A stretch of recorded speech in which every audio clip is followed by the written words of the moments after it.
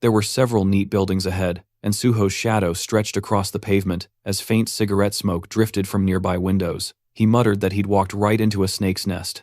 Using his magic detection, he spotted a pack of suspicious figures inside, and confirmed he'd finally found the right place. He casually picked up a brick with his left hand and, in the next moment, smashed it straight through the window of the room where the criminals were gathered. Shocked, one thug stammered, asking what was happening, while another yelled that some punk was messing with them. In a hurry, the criminals rushed outside to confront whoever dared. They stopped in front of Suho, demanding to know what he wanted. The blonde among them stared at him nervously, asking if he was drunk or crazy. Suho smiled calmly and assured them he was completely sober. He asked if they were the same scumbags stealing cryptocurrency wallets through their complicated scams, and fear immediately flickered across the thugs' faces. Suho then asked if they were holding a man named Seo Ji-won hostage. The criminals traded anxious glances, unable to understand who this stranger was or how he knew everything. Someone guessed he might be a cop. Another said they had to get rid of him anyway. A third hesitated, asking if this could get them into trouble. But the reply came quickly: this bastard already knew too much, so nothing worse could happen if they didn't deal with him. Suho gave them a tired smile, thinking that these opponents were pathetic and mentally encouraging them to try catching him. If they could, they might even prove useful. He summoned the shadow spear and fired a shot near one thug, releasing chains that wrapped tightly around him. Purple energy swirled over the man's trapped body as his bald friend shouted his name in panic. Several criminals charged at Suho yelling insults, but he dodged effortlessly. A blonde man lunged with a spear, managing to land a clean hit, but it did absolutely nothing. The criminal stared wide-eyed as Suho, splattered lightly with blood, grinned. The system announced the activation of his blood weapon, and a long crimson shaft formed in Suho's hand. He drove it straight into the thug, sending him sprawling across the ground. Suho noted that he couldn't kill them, but nobody said he couldn't beat them senseless. Another criminal rushed forward, calling him an idiot, only to be sent flying by a powerful strike. Soon only the bald thug remained, trembling and muttering that this was madness. He tried to run, but Suho pierced his leg with the blood spear and calmly asked where he thought he was going. With all the criminals defeated and lying around him, Suho warned them to stop screaming unless they wanted an extra dose of pain. Then he stored all of them inside his subspace portal. Dusting off his hands, he said the only thing left was to find Seo Ji-won. Inside the kitchen, which was a complete disaster zone, Suho finally found the man he was looking for. Ji-won was slumped on the floor, asleep in front of his laptop. Suho called his name, and the man blinked awake, staring blankly at the hero. When Suho asked if he'd finally come to his senses, Ji-won looked around shakily, asking what happened. Suho greeted him warmly and introduced himself. Ji-won froze and asked in horror if this was really the An Suho from the news. He couldn't understand how Suho ended up here, nor where the criminals who kept him hostage had gone. Still shaking, he looked terrified. Suho remembered reading in Ji-won's autobiography that he had been beaten and imprisoned for 6 months by these thugs. He saw that the man was too traumatized to speak normally right now, so he extended his hand. The ring responded to Ji-won's intense emotions, identifying them as black, and Suho pressed his palm gently to Ji-won's chest to absorb them completely. When Suho asked if he felt better, Ji-won stared at him in disbelief, unable to comprehend how the trembling had stopped. Suho knelt in front of him, explaining softly that he saw his condition was terrible and used one of his skills to help. Ji-won gasped, and then, hesitantly, asked what would happen to him now. Would he be going to jail? Suho asked why he would. Ji-won admitted he'd done many wrong things. Suho reminded him that he had been forced into everything, and people like that didn't belong in jail. Ji-won reluctantly agreed. Still suspicious, he asked how Suho knew he was here when Suho hadn't even joined the association yet. Suho answered that he found him using a special skill that no one else knew about, and that he shared the information because he truly needed him. Ji-won held his left hand anxiously and claimed he was useless.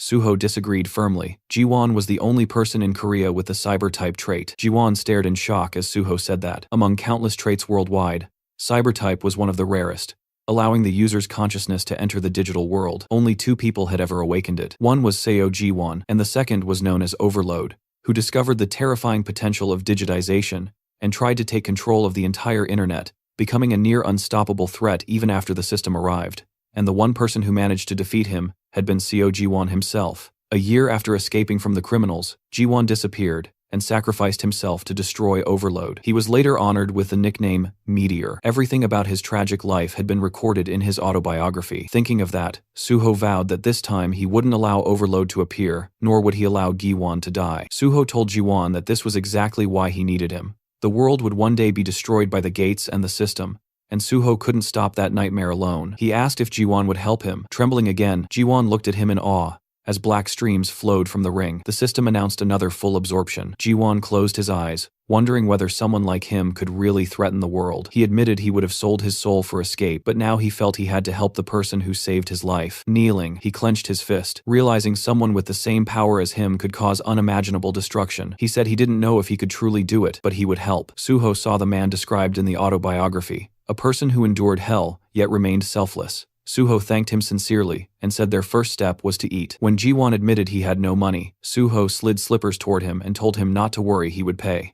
Jiwon asked how Suho knew all this, and Suho replied with an awkward expression that it was all thanks to his skill. Tears welled in Jiwon's eyes as Suho said he knew the man had suffered. Later, as they ate together, Jiwon apologized for devouring the food so greedily he hadn't eaten properly in a long time. Suho assured him it was fine, and ordered another plate. After finishing his soup, Jiwon thanked him and shyly asked a question. Suho reminded him they were now a team and could speak openly, and since they were only a year apart, Jiwon could just call him by his name. Jiwon, having another bowl taken away, agreed and told Suho he could also treat him as an old acquaintance. He asked why Suho chose the Hunter Association instead of joining or founding a powerful guild, because government work came with countless restrictions. Suho closed his eyes and said that no matter how strong a guild was, its power was limited. He wanted to stop the destruction of the world with minimal casualties, and the association was the only place that could help with that.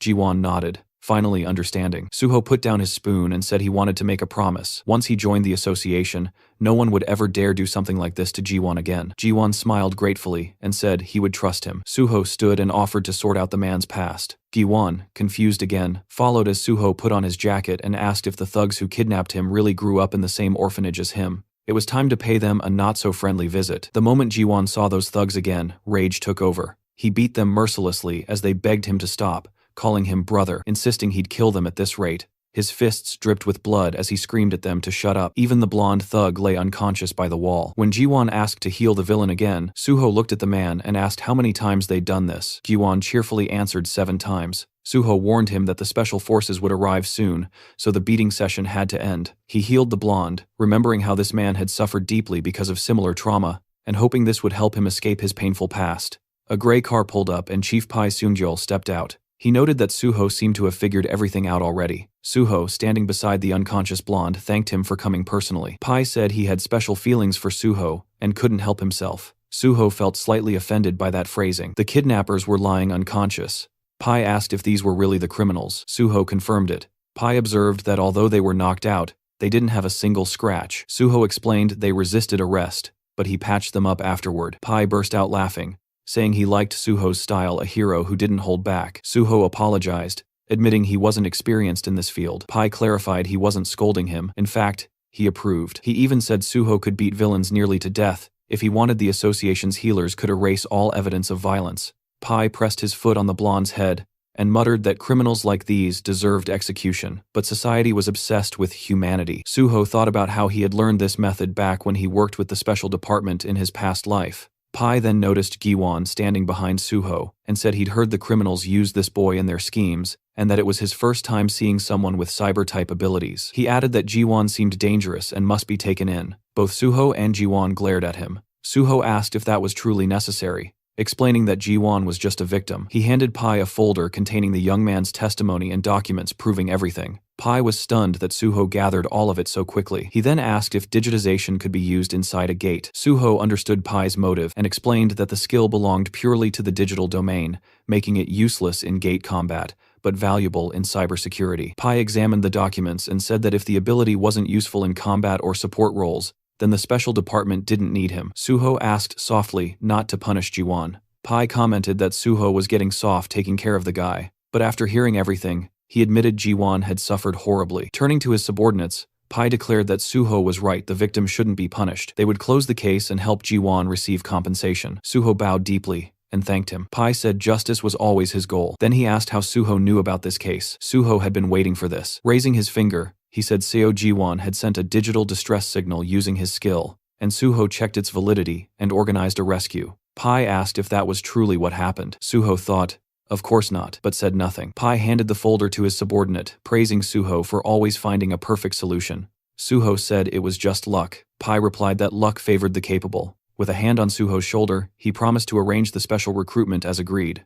Jiwon finally stepped closer, asking what he should do now. Suho pointed behind him and said that he would be coming with him. Jiwon looked around the apartment in shock, while Suho grabbed a drink from the fridge. The place was luxurious, almost too perfect, and Jiwon couldn't help saying it out loud. Suho casually replied that it wasn't his home, this belonged to Jo Jinwi, the PBS reporter. As he poured the drink into a glass, he mentioned that the owner was currently away on a business trip, so the two of them had the whole place to themselves. Jiwon accepted the glass, nervously asking if the owner wouldn't be angry about bringing someone over without permission. Suho brushed it off, saying it wasn't a big deal, but warned Jiwon not to talk too much. Jiwon slapped his own chest dramatically and promised to stay silent like a fish, then quickly asked what Suho wanted him to do next. Suho lifted the glass to his mouth and clarified. Giwon had been kidnapped right after hitting level 50 and awakening his ability, right? Giwon confirmed it. Suho said that meant he would soon have to face Overload, and for that, he needed to grow stronger, fast, strong enough to reach a level close to Suho's own, if they wanted to prevent the end of the world together. Shocked, Giwon asked if that meant he had to clear gates with him,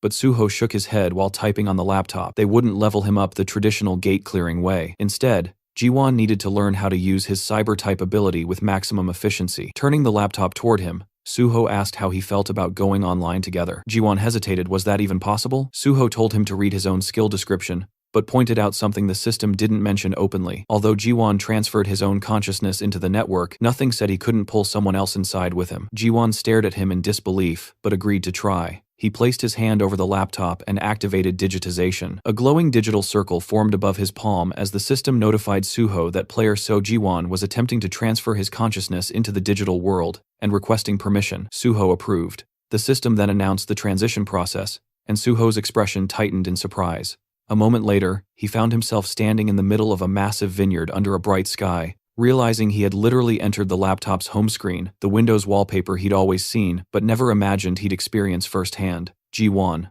running from behind, called out to him in excitement. He said it felt bizarre seeing someone else here because until now, he'd always been alone in this digital world. Suho admitted this was his first time too, and it felt amazing. Jiwon looked around at the endless fields and asked if they really were inside the wallpaper photo. Suho confirmed it was an actual winery image, complete with grapevines. He even plucked a grape and chewed it out of curiosity, earning a laugh from Jiwon, who reminded him that the digital world had visuals but no taste or smell. Suho spit out the illusion, admitting he wanted to test it anyway. They walked through the vineyard as Jiwon asked how they were supposed to increase his level here. Suho was surprised he didn't know. Levels rose based on experience points, and the system didn't care whether actions happened in the physical world or not. He even reminded him that he had increased his sword proficiency during his virtual reality hunter exam. Giwon then asked if leveling in a virtual environment was really possible. Suho clarified that skills could be trained there, but not character levels. However, this digital world was different. Here, nothing resets after death. Here, everything was real enough to kill you, and that was what made it capable of affecting the system. They stopped in front of a pair of closed digital doors labeled File Cleaner. Giwon asked what this folder was.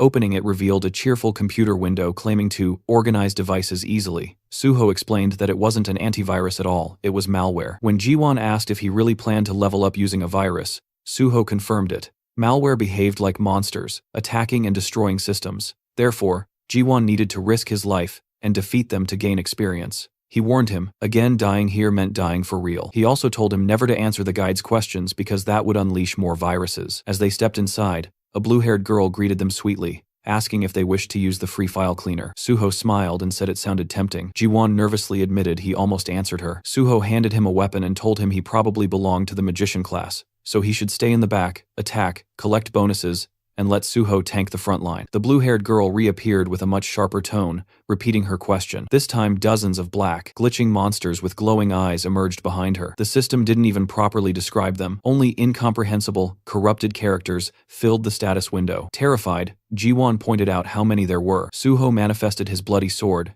and reassured him that although they were stuck inside, the monsters could not escape through the door. If Jiwon couldn't escape either, he'd die, so he needed to use his magic well. A massive black skull monster lunged forward, but Suho decapitated it instantly. He reminded Jiwon to prepare his spell. A digital circle lit up around Jiwon's hand as he confirmed readiness, and Suho charged into the horde, cutting down wave after wave of corrupted entities. Eventually, after a tense battle, the monsters scattered into pixels as Suho finished them off. Jiwon collapsed onto one knee, exhausted and shaking, admitting he thought he was going to die. Suho told him he was still alive and now level 59. He asked how Jiwon was doing. Jiwon said he had reached level 55. Suho realized the guy was far more talented than expected. With the right guidance, he could work well alongside the Banshee group. He helped Jiwon stand and suggested they log out and rest. Jiwon agreed eagerly. Back in the real world, Suho chugged a Coke on the couch, relieved that there was a safe way to level up without entering actual gates. He then checked the public reaction to the news article about him clearing the swamp of despair. The internet was flooded with admiration, people asking the government to give him a medal, fans wanting souvenirs, and endless praise.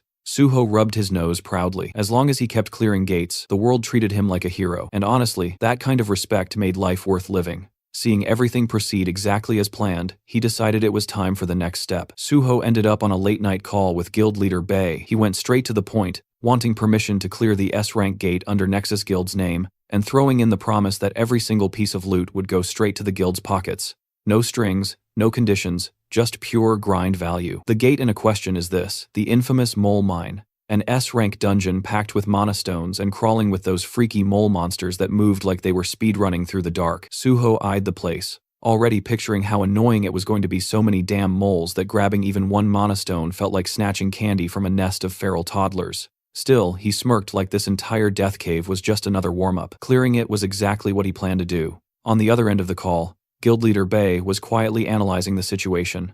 If mortality inside the gate spiked, the government could snatch the dungeon away under national safety protocols, which meant having Suho clear it would actually secure Nexus Guild's ownership. The guy genuinely thought Suho's idea was gold, he just didn't understand why the kid sounded so urgent about it. Suho, still lounging, explained that he might join the Korean Hunters Association earlier than expected, which meant he wouldn't be able to finish out his contract properly. So before dipping, he wanted to at least do something worthwhile for the guild. It was his version of paying rent before leaving the apartment. Bei understood, even though a hint of disappointment slipped through. At least Suho told him straight instead of doing some dramatic last-minute announcement, like half the hunters who ditch for the association without warning. Suho added that he'd personally put together a team to fight the moles, so the guild would only need to arrange miners and none of this had to be rushed.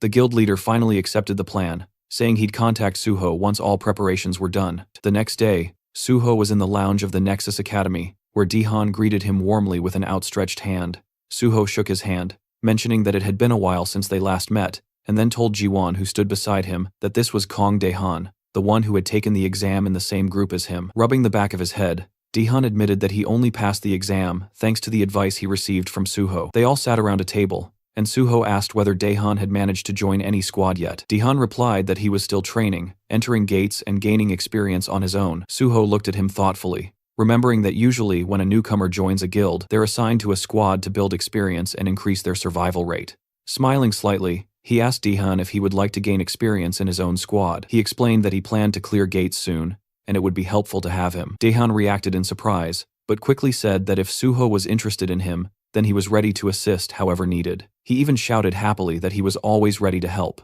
Suho smiled and said they would start right away, causing Daehan to stare at him in disbelief. Inside the simulator, the Banshee squad members were battling a digital copy of Suho. One shouted that they needed to flank from the other side as the fight intensified with cries of effort and pain. Yeonhwa stood with her fist clenched as the ghostly Suho rushed at her. In a single strike, the copy took off her head. The squad staggered in shock while Yeonhwa gritted her teeth, saying that one day she would kill Suho with her own hands. The real Suho, standing behind her, told her she was already doing much better. The squad turned toward him in disbelief, unable to comprehend that the real person had appeared suddenly. Working through the system window, Suho noted that the squad had become gloomy. Yeonhwa complained that they had died at least 100 times, and their morale was suffering. Suho smiled and remarked that judging by their eyes, they were already used to dying in the simulation and didn't see it as catastrophic anymore, which was a very good sign. Giwon and Daehan watched all of this with surprise. Suho then announced that new members had joined his squad and introduced the two to the Banshee team. The group examined the newcomers while Suho explained that they had arrived earlier and shared their names. Daehan smiled,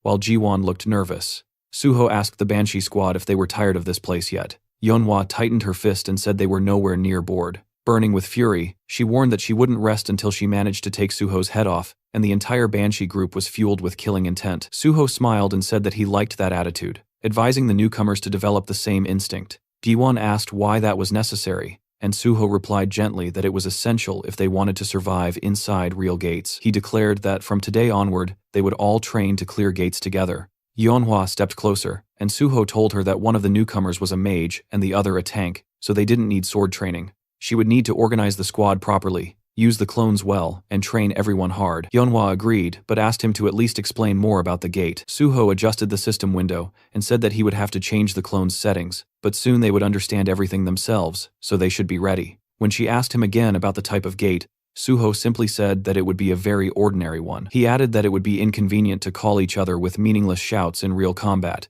so they needed proper forms of address. Yeonhwa said she didn't know what to call him, but she would rather die than call him Appa. Suho, still working through the window, said that since they were one team now, she could call him team leader. She accepted that. Suho then said he needed to leave for other matters, and asked them to notify him once preparations were complete. Daehan and Jiwon watched in confusion as the digital Suho pulled a sword out of the ground. When they asked what they should do, Yeonhwa told them they would soon see for themselves. The virtual Suho pointed his sword at them, calling them trash, and asking why they were standing around like ducks. He demanded they attack instead of staring. Daehan was stunned, saying he never imagined Suho acting like that, while Yeonhwa remarked that he was always like this. She warned the newcomers to be ready if they didn't want their heads rolling. Meanwhile, Suho stepped out of a taxi outside. The driver explained that cars were not allowed any farther, so Suho would have to take a walk. Suho agreed calmly and continued forward, standing before tall buildings. He then activated his ring using First Mumu, and the system reported that the skill Monochrome Solitude had been activated to erase his presence. Walking down the sidewalk, he observed the neighborhood of Paju,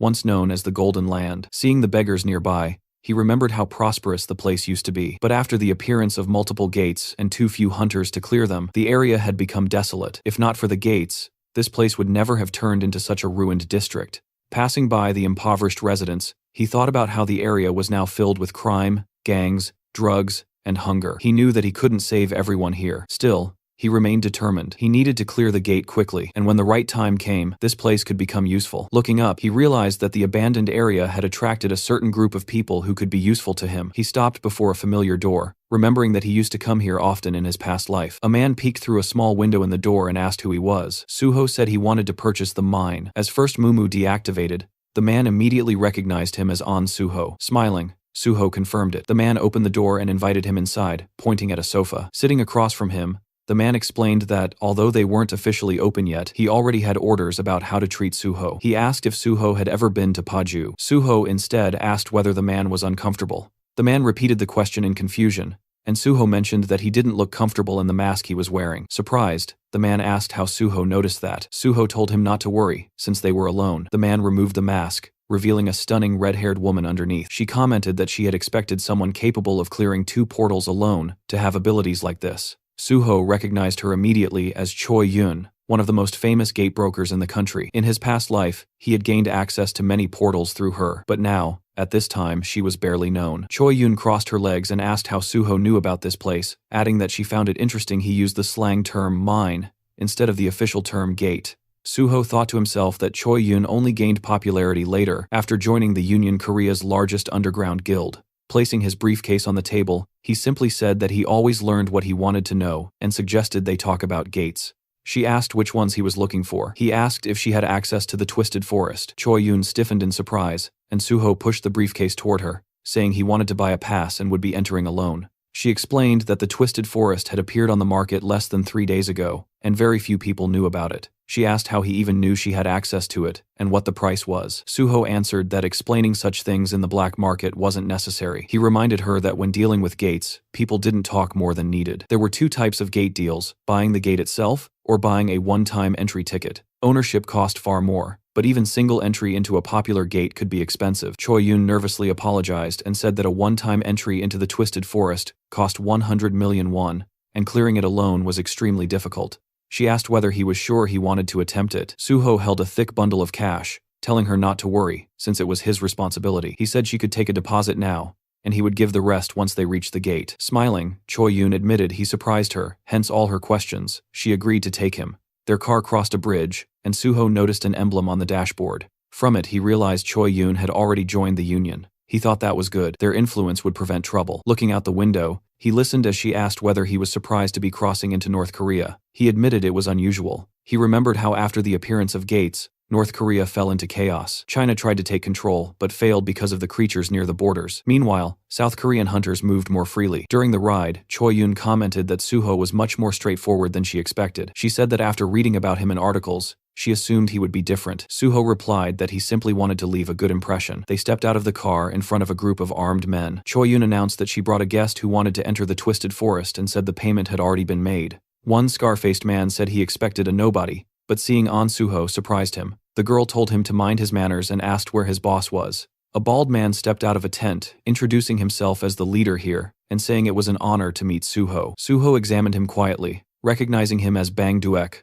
also known as the Woodsman, a notorious human trafficker who had once kidnapped people, called them logs, and sold them like merchandise. In his past life, the man had been captured and sentenced to life imprisonment. Suho didn't remember him ever working with the Union or owning a gate. They stood before a white vehicle, and Choi Yun asked if they could enter the gate immediately. Bang Duek replied that she could, but a hunter who cleared 2 portals alone shouldn't be allowed in. Confused, she asked why. Bang Duek removed his glasses and claimed that they only sold tickets to people who absolutely couldn't clear the portal. Someone like Suho didn't qualify for the condition though. Suho frowned, thinking that such a justification fit a human trafficker's twisted logic. Choi Yun challenged him, asking if he was trying to raise the price on the spot. She folded her arms, warning that he shouldn't expect her to accept such treatment. Bang Duek quickly smiled, turning away, saying it had only been a joke. Suho knew that even the Woodsman wouldn't dare argue too much with a union broker. Bang Duek complained that no one let him joke anymore, then told them to follow him. Choi Yun gestured politely for Suho to go ahead,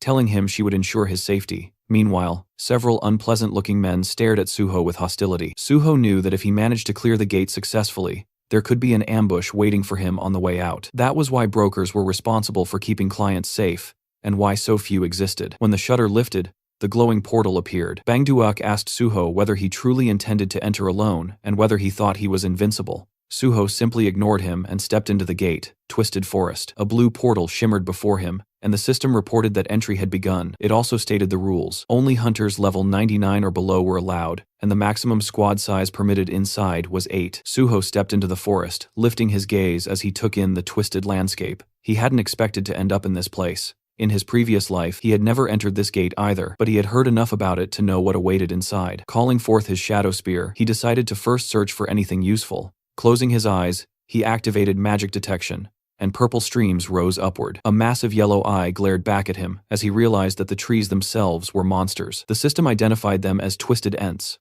level 93. Suho hurled his spear, striking beside the monster's eye. He considered that using an axe would be ideal, but he didn't have one at the moment. The Ent let out a deafening roar as Suho summoned his bloody sword, thinking that the mole mine boss had been far more troublesome than these creatures. Like with the nameless swordsman, he would need sufficient leveling before defeating something like this easily. He slashed forward, cutting the monster's attack in half as the system reported the activation of decapitation. Holding the weapon tightly, he acknowledged the clear difference 30 levels separated him from the Ent, so it made sense that he couldn't destroy it instantly. He decided to fight using only his skills as a swordsman. His blade left a trail of blood behind it as another roar echoed. Soon he stood over the chopped remains of the monster, his sword trembling slightly. Even defeating a single Ent was difficult, but he could feel that his level was slowly increasing. He pushed forward, thinking that the abundance of monsters made this place excellent for training. A gaping tooth-lined mouth opened beneath another Ent's eye as Suho launched himself upward, rising high into the air and promising to turn the creature into firewood. Later, fallen trunks formed a heap beneath him as he stood on top of the destroyed Ents, saying that he finally managed to do it.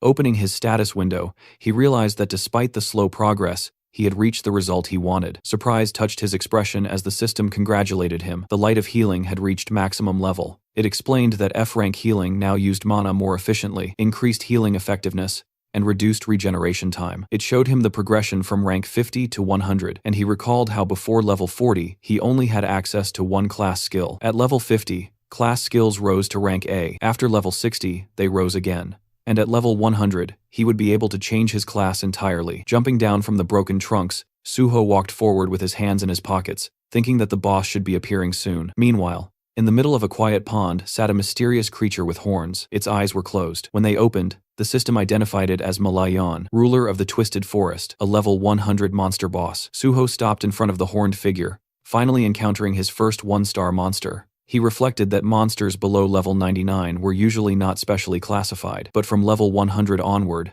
they were given 1 star for each 100 levels. Malayan spoke, saying an uninvited guest had arrived. Suho replied that he himself had been invited to nothing in this world, since the monsters had opened the portals first, yet they dared to call others uninvited. In his eyes, it was almost amusing. Summoning his shadow spear, he said Malayan simply didn't understand anything. The system reported the activation of divine power as he rushed forward, hurling the spear. Malayan caught it with one hand, sensing divine energy and asking if Suho was a servant of the gods. Suho formed a red sphere of blood in his palm and acknowledged the boss's guess, The projectile shot forward, striking the spear and forcing it stab through Malayan's chest. Suho remarked that he expected more from a one-star boss. Malayan removed the spearhead, a predatory smile creeping across his face as he declared that Suho had made an unforgivable mistake. The system warned that the forest trembled with Malayan's fury, and his terrifying killing aura washed over Suho until the dragon blood inside him responded, activating the dragon's armor and shielding him from the intense aura. Suho noted that Malayan's aura was powerful, but the fight now was essentially between a deer and a dragon.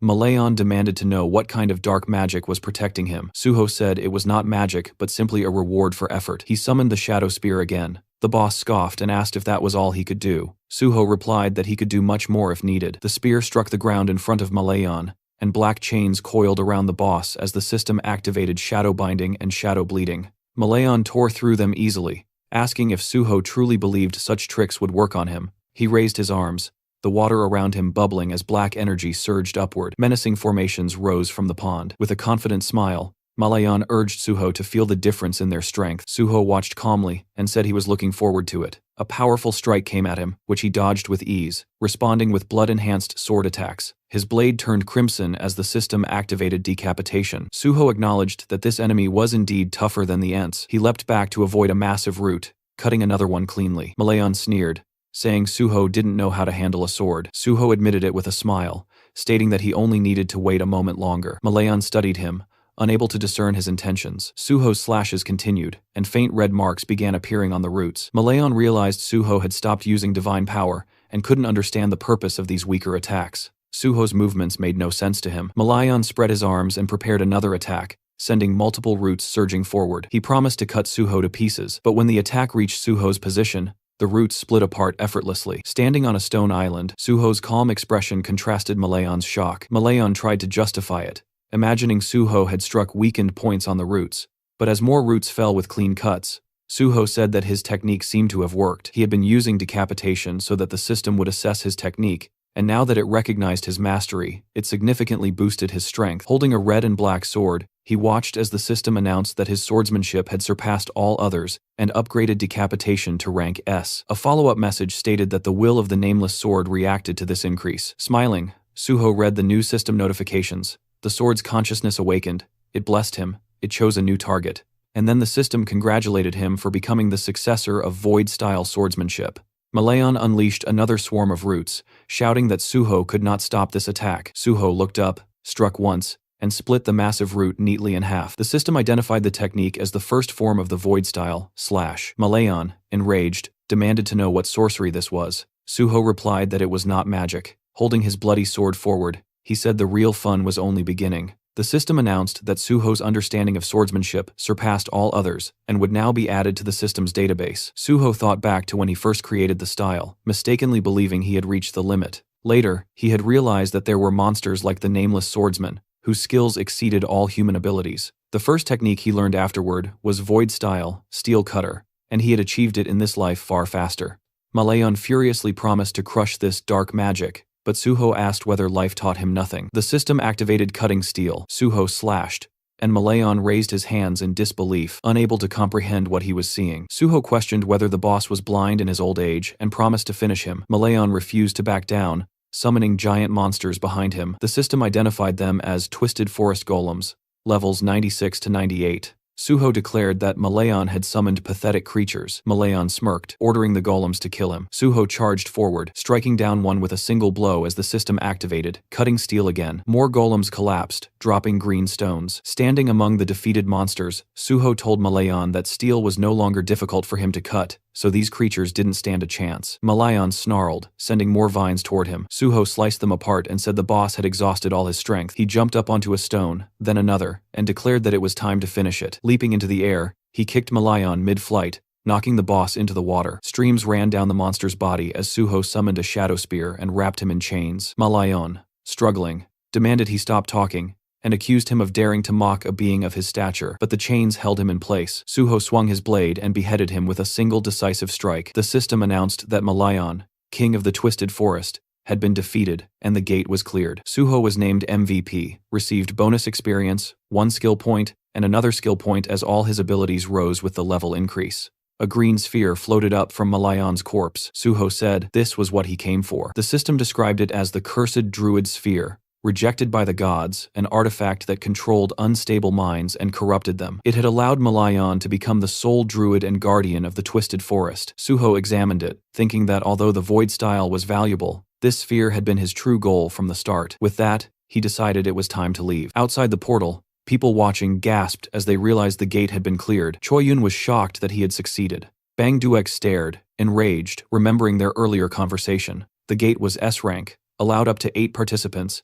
and was considered nearly impossible to clear. It had been his gold mine. He remembered the effort it took to obtain ownership of the gate, and now one boy had taken everything from him. Furious, he shouted at Choi Yun, asking if she knew how much he had invested and that even 100 million won wasn't enough compensation. His men smiled darkly as he ordered them to skin Suho alive. Choi Yun stepped forward and asked whether they understood the consequences of what they were attempting. Bang Duak cursed loudly, demanding to know what the Union had ever done for him. Before he could finish, the point of a shadow spear burst through his chest. Shocked, he stared at his own blood before collapsing as his followers screamed in panic. Suho stepped out of the portal, and he approached the frightened gang members, leaning over their fallen leader. Squinting slightly, he asked Choi Yun if they could leave now. The remaining men glared at him and told him to go. Suho asked if they intended to return the money he had paid. The tip of his sword landed against one man's shoulder, and pressing the red and black blood blade to his throat, Suho told them that since the portal owners had broken the rules, they should pay for it. He demanded the refund. The man quickly agreed. A car door slammed as they left the scene.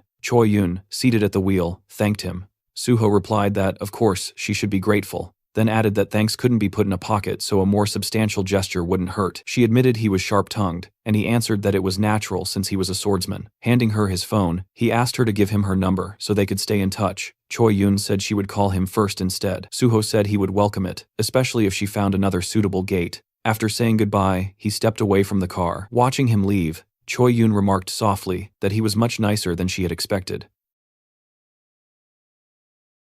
The scene shifted to the Nexus Academy at 9 a.m. Many feet moved across the pavement as someone asked where they were going. Suho, holding the trunk lid, said he would explain everything once they arrived. Closing the trunk, he added that they shouldn't keep the boss waiting. Leading his squad forward, he told them they were going to the miner's quarry, which made his comrades visibly excited. The group gathered before the protective frame surrounding the portal, just as a car pulled up. Bae Dongyuk approached and thanked Suho for coming, and Suho replied that he was fortunate to arrive without any trouble. Before them stood the walls of an iron barrier, and Suho asked if the landkeeper's mine was inside. Dongyuk explained that a safety zone had been built to contain the gate's energy, and behind him stood a team of workers wearing yellow helmets. He confirmed that he arranged the mining team exactly as Suho had requested. Suho thanked him, then suggested they begin the briefing. Dongyuk agreed that it was time. Inside the meeting room, Suho held a tablet. He explained that inside the mine lived creatures known as landkeeper kobolds. If they managed to eliminate them, they would be able to gather a large number of monastones. Their strategy, he said, was straightforward.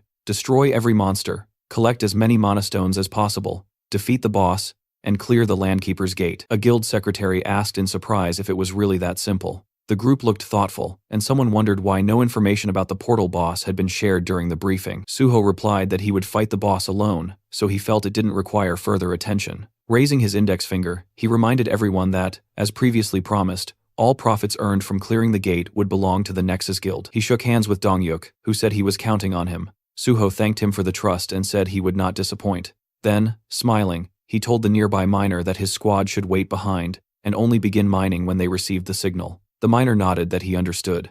Turning back to his squad, Suho asked if they were prepared. Since this was their first time entering a portal, he asked if they were nervous. The illusion of a monstrous version of Suho hovered above them in their memories. With tears at the corners of her eyes, Yeonhwa admitted they were all remembering how he tormented them during training. Suho asked her not to exaggerate. Standing before his squad, he told them the mission would be long, so they needed to conserve their stamina. He assigned Daehan to cover Jiwon and instructed the others to maintain their positions. Their priority, he said, was the safety of the miners. Unlike the Kunlun Mountains, the dead here would not resurrect. They had to be extremely cautious. A red portal pulsed before them. Suho called for everyone to follow him, and the squad responded eagerly. The system announced their entry. Inside, they walked through a dark passage. The system displayed data for the landkeeper's mine. Maximum level 88 allowed, maximum capacity 56. Soon we see a spear impaled on a kobold's head. Suho then rushed at another kobold, oddly wielding a blood-coated shaft, and eliminated it as well. Blue blood flowed from the monster's mouth as a blood jade refilled itself with the spilled liquid.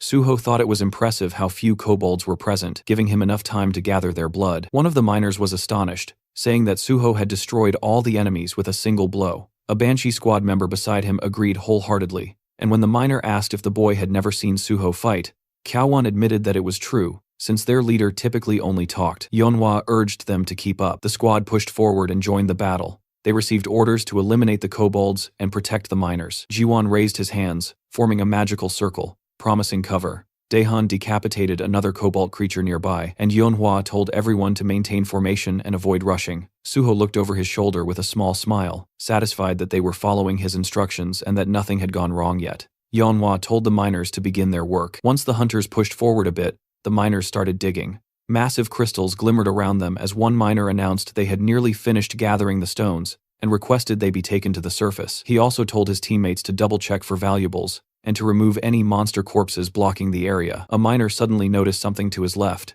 His companion asked what he was staring at, and the young man said he couldn't believe what he was witnessing. As monsters spat blue blood around them, Suho delivered another precise strike, then pierced a goblin to his left. Clenching his fist, he activated his bloody weapon. His eyes turned white as defeated enemies piled beneath him. Resting the blood sword on his shoulder, he stood amid the fallen creatures. The miners and his squad stared at him in stunned admiration. Several workers raised their arms joyfully, shouting that working with Suho was an honor. Suho suddenly sensed something and ordered everyone to gather. Yeonhwa responded immediately. In a section of the mine, he pointed out a branching passage. The squad confirmed they saw it. Suho said the Nexus Guild had abandoned attempts to clear this gate because endless hordes of kobolds overwhelmed them. Someone asked if they needed to split up. Summoning his bloody sword, Suho said he would go alone. They asked again in shock, but he raised his weapon and declared that there was a boss inside. With one strike, stones exploded outward as cutting steel skill activated. Daehan was amazed that Suho can cut through solid rock with a single blow, and Yeonhwa wondered aloud how such strength was even possible. Standing before the narrow passage he created, Suho explained that he purposely made it tight so that monsters couldn't swarm out all at once.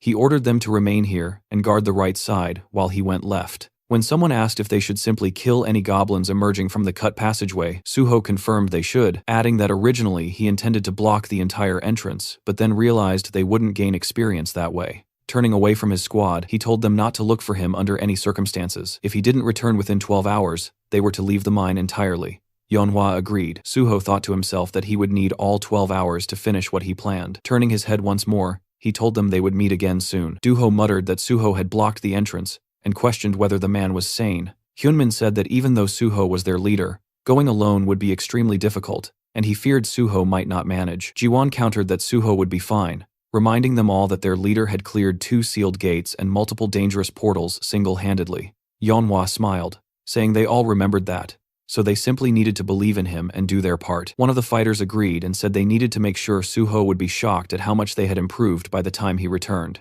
The group clenched their fists with determination, ready to demonstrate everything they had learned in training. Large stones lay scattered before him, and Suho said that now nothing was holding him back. Ahead stretched a countless army of kobolds, and he declared that it was finally time to begin. Smiling slightly, he noted that there were indeed an overwhelming number of monsters waiting for him, yet he also remarked that their numbers meant nothing to him. The Landkeeper kobolds snarled as the system identified them as level 72 to 74, and Suho rushed forward to attack. The monsters lunged at him with growls, and he delivered rapid strikes. A smaller kobold suddenly dropped from above, but Suho noticed it immediately and raised his weapon, blocking the blow. With an amused expression, he admitted that these creatures actually knew how to use their heads, though all it really did was add unnecessary trouble. The system confirmed the defeat of the Landkeeper kobolds. Outside, Daehan delivered a finishing strike to an enemy and, smiling, turned to one of his comrades to announce that they had dealt with all the monsters. A Banshee squad member agreed, saying that as long as they remained alert, everything would be fine. A miner suggested they take a break and cook something to eat. The miners sat down tiredly beside the crystals, relieved that it was finally time for lunch. One of them was surprised that half the workday had already passed. A miner approached the squad, asking if the young hunters were tired, and praising them for doing an excellent job. Jiwon admitted that there had been difficult moments, but now everything was calm. Yeonhwa stood behind him, listening as the miner praised Giwon for defeating an entire horde of kobolds. Jiwon explained that this was only possible because Suho had created a narrow exit tunnel. If the monsters had swarmed at them all at once, they wouldn't have lasted even an hour. Yeonhwa studied the fallen kobolds thoughtfully, feeling that Suho must have been here before. She hoped he was all right. Remembering her first encounter with him, she thought about how badly that meeting had gone, and how she had assumed he was simply insane. But with time, she realized she had begun to worry about him. Smiling faintly, she accepted that she could not help him right now, and admitted to herself that it was unclear who should be worrying about whom. Deep inside the mine, Suho sat on a stone with his bloody sword in hand, biting into a chocolate bar. He complained that the kobolds were not attacking him even though he was openly eating in front of them. Standing up tiredly, he noticed the monsters glaring at him, but still not moving, and he wondered aloud if they had finally grown afraid of him. Then he added that it hardly mattered anymore, since they no longer interested him. Standing atop a tall cliff, he thought that he only wanted one thing: to find the boss of the portal. It was too dark to see clearly, so he pulled out a flare gun. The system explained that it would illuminate the area for quite a long time. Suho fired it, and the cave lit up with bright, scattered lights. In the illuminated cavern, a strange creature with an elephant-like head appeared. The system identified it as Bulgasari, level 99. Suho considered that Bulgasari was known to be nearly impossible to kill, feeding on ore and having a body stronger than most monsters. Approaching it carefully, he recalled that Bulgasari was one of the 3 most dangerous non-star monsters. Summoning his shadow spear, Suho declared that it was time to begin. He threw his spear, hitting Bulgasari's head, but the monster reacted only with a ticklish flinch. His smile grew odd, as he realized the spear had simply bounced off the creature, as if striking solid stone. Bulgasari finally awakened. Its clawed paws scraped the ground as it rose, throwing its head back and releasing a deafening roar. The kobolds covered their ears in terror. Far away, the miners looked up in panic. One said it felt like an earthquake, and another lamented that he never imagined dying like this. Manhwa saw stones tumbling from the cavern ceiling and realized the source of the tremor was the direction Suho had gone. Sweat ran down her face as she tried to understand what was happening. Meanwhile, Suho looked up at Bulgasari, smiling as he noted the creature did not appreciate being awakened. The system warned that Bulgasari was using the boss monster level fear skill. The enormous jaws roared again, but Suho stood firm as the system reported that the dragon's blood within him had activated, granting him resistance to the fear effect. Bulgasari's eyes glowed with menace as Suho summoned his bloody sword and invited the beast to attack him.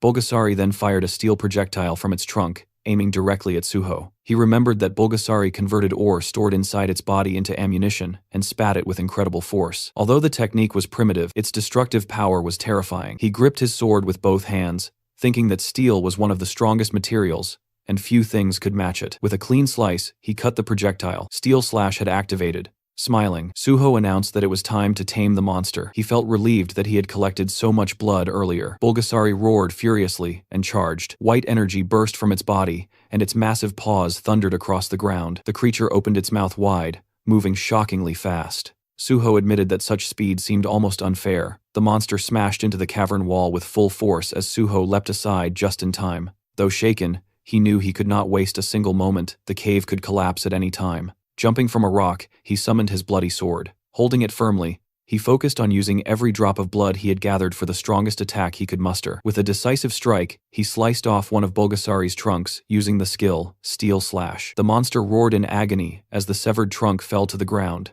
Landing on one knee, Suho studied the creature closely, thinking that the Steel Slash attack's effectiveness did not depend on depth of the cut. No matter how thick the armor was, the sword would still deliver maximum damage. Seeing the fallen trunk, he felt a surge of confidence, convinced now that he could conquer this monster. Suho thought about the well-known strategy against Bulgasari using fire. In his past life, this monster had only been defeated with overwhelming flame, but he reminded himself that such a method required an enormous amount of firepower, and since he was not a mage, he had no way to use that option. Standing with his bloodsword in hand, he understood that this was why he had no choice but to rely solely on his blade. Before him, Bulgasari's enormous paw scraped the ground, the monster growling low and dangerously. Its eye shifted, and Suho noticed a sudden change. A powerful wave of energy surged from the creature, and the system warned that Bulgasari was shrinking its body to activate quick recovery. The stump of the severed trunk pulsed faintly. Suho thought about the creature's regeneration. Once Bulgasari was wounded, it compressed its body and used the minerals it had absorbed to restore itself, which was precisely why the monster was considered immortal, and so notoriously difficult to kill. A small,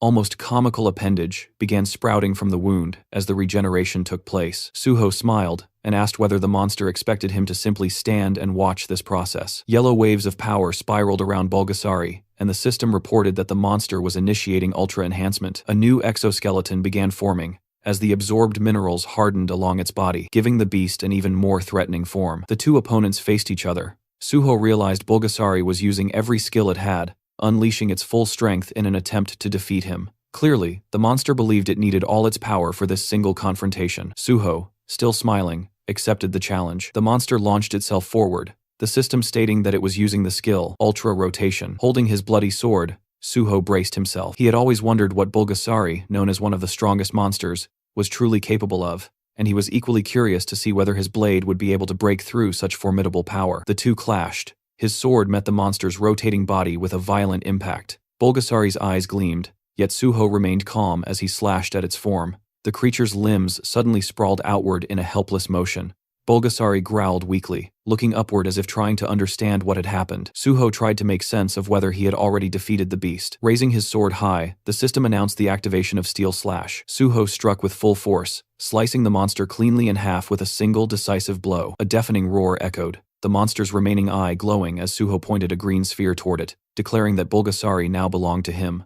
Outside the chamber, the miners and the hero's squad waited near a collapsed section of stone. One of them said that the shaking seemed to have stopped. Yeonhwa looked up, while Jiwon, standing beside her, remarked that the kobolds had stopped emerging, and it appeared the expedition had already gathered enough mana stones. The girl lowered her head slightly. Jiwon said that now all they could do was wait. Suddenly, Yeonhwa's expression brightened. She saw a system message confirming that the gate had been cleared. The miners gasped as they saw the same message appear. The system declared An Suho as the most valuable player. Yeonhwa and Jiwon exchanged relieved smiles, and Jiwon said he had expected nothing less from his boss. Meanwhile, inside, the system informed Suho that for his exceptional achievement, he was awarded 5 skill points. Smiling, he looked at the glowing green sphere, and the system granted him several more points, along with a level increase and a rise in all his stats. Holding the shining sphere in his hands, he excitedly said that he had done it. He recalled the final blow, thinking that any other monster in Bulgasari's place would have died instantly, but he had not come here intending to kill the beast. The sphere emitted streams of green energy as he explained to himself that his only goal had been to tame the monster, using the control sphere he had obtained after defeating Malayan. He threw the green sphere onto the ground. It cracked open, and a tiny elephant-like creature appeared. The system identified it as Bulgasari, level 99, with multiple high-level skills. Suho noted that having traits like Phantom Beast and Species Domination alone would be enough to classify the monster as S-rank, yet this creature possessed both. He knelt before the miniature elephant as the system activated healing. His hand hovered over the creature, whose eyes were closed. Suho gently greeted it, and the little monster responded with an odd sound. Rising to its feet, Bulgasari faced him attentively. Suho told it to listen carefully. Surrounded by enormous crystals, he explained that although the creature's enthusiasm was admirable, they could not return here again, so they needed to gather all the ore in the area. The tiny Bulgasari, ears flapping, looked cheerful. Suho asked if they could begin, and the creature made another series of unusual sounds. Meanwhile, his squad waited at the other end of the mine, confused and increasingly anxious, wondering why their leader was taking so long. Suho now stood inside his impossibly luxurious subspace house, the kind of hidden dimension only very few individuals in the world could ever possess. Surrounded by its vast, quiet expanse, he found himself thinking again about his past life and everything he had learned by living through the world twice.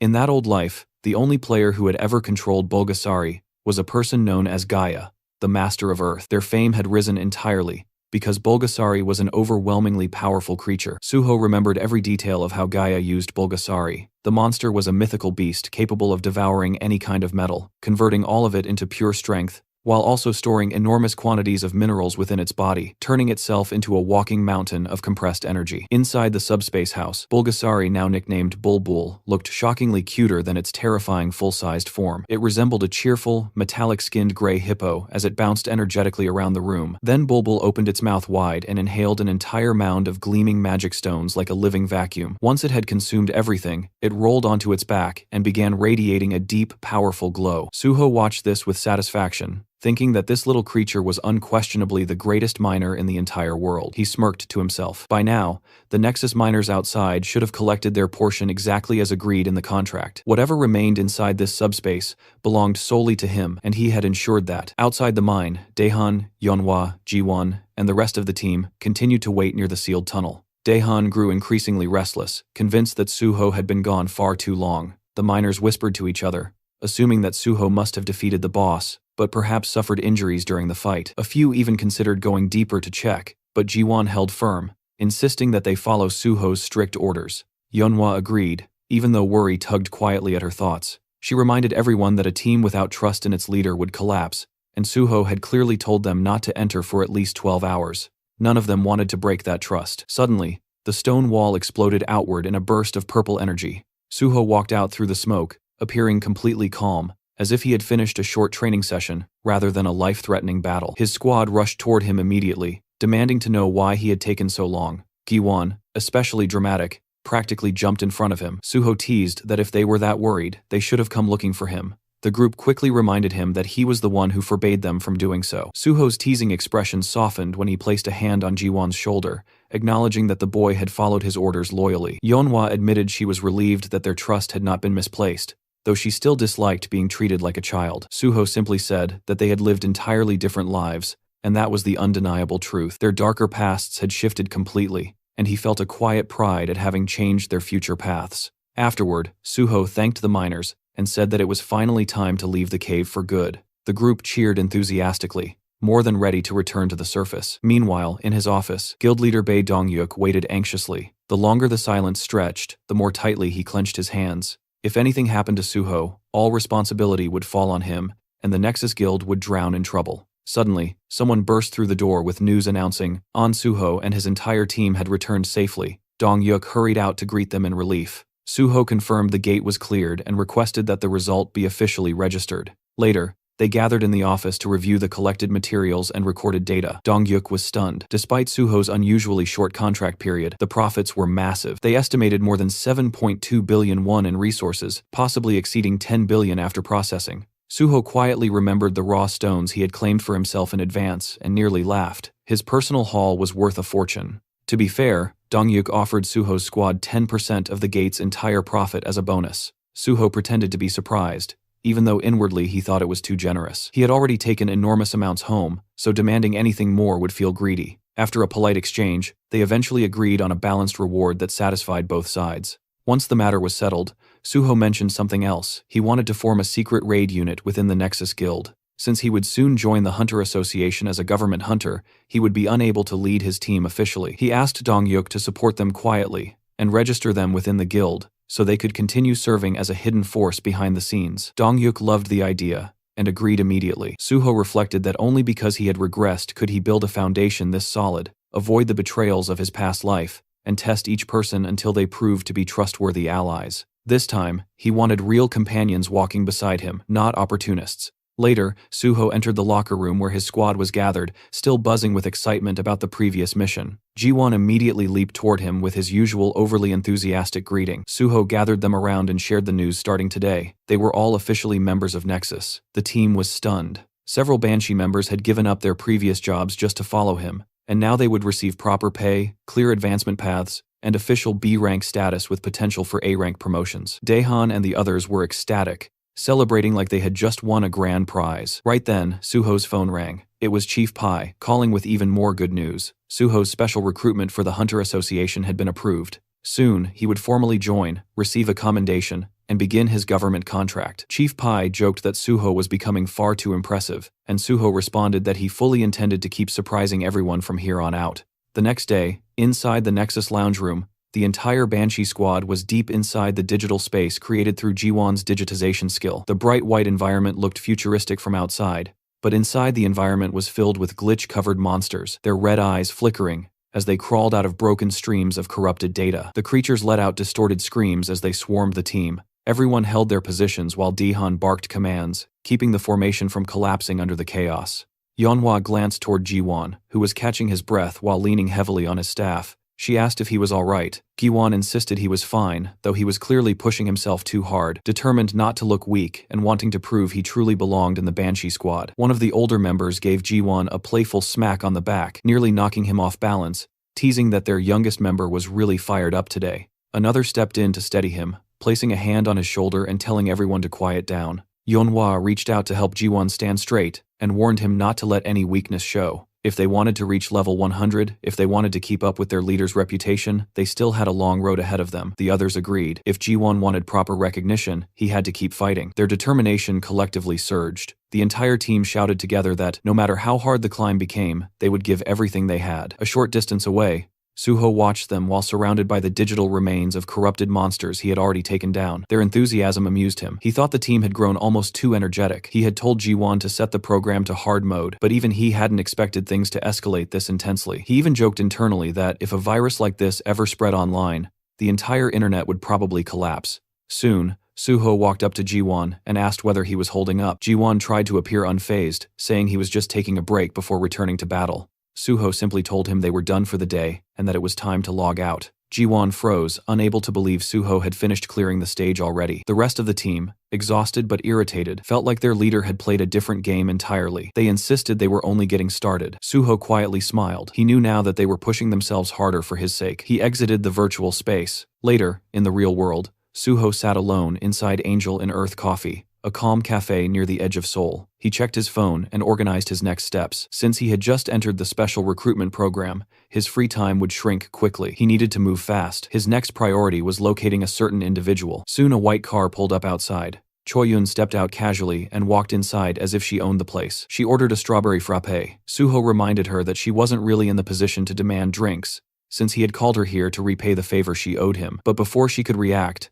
the waiter placed the drink in front of her. Suho had already ordered it. She blinked in disbelief, wondering how he knew the exact drink she would ask for, and even the timing. Suho brushed it off, saying it was simple intuition. In truth, the library of memories he carried from his previous life contained even small details like her favorite snacks. Switching topics, he asked if she had found the person he requested. She handed him a document folder, still confused about why he wanted information on what she thought was a junkie. Suho corrected her immediately. The man he sought was a highly skilled craftsman. In Suho's memory, that junkie would become one of the greatest blacksmiths in the world, Nam Hae-won. He thought to himself that finding information on someone like Hae-won wasn't easy, yet Choi-yoon had still managed it. She was undeniably good at her work. Suho then said the next step involved using a safe house in Cheongdam, one that belonged to the Union. The girl froze. She knew these safe houses existed, but only the highest ranks had authority over the Cheongdam location. Even brokers rarely stepped inside. Her nerves rose. She pointed out that even knowing about the place was unusual. Suho simply reminded her that she owed him a favor. She tried to negotiate,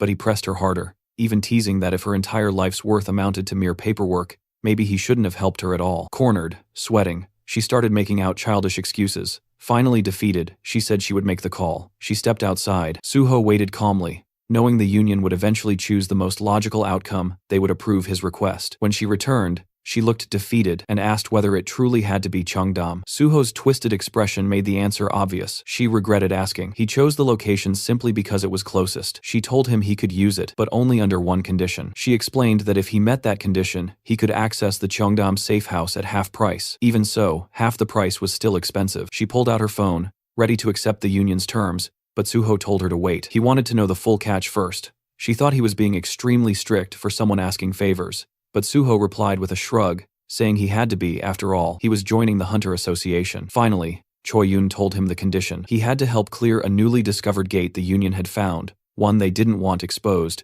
because it appeared in an extremely public area, Namhansan. Suho asked about the monsters inside. She explained the gate was known as Sky Mountain and filled with wyverns, massive, fast, sky-blue dragons that were difficult even for trained hunters. Only those under level 110 could enter. She added that it wasn't supposed to be a solo operation. Suho only needed to join the raid team and assist.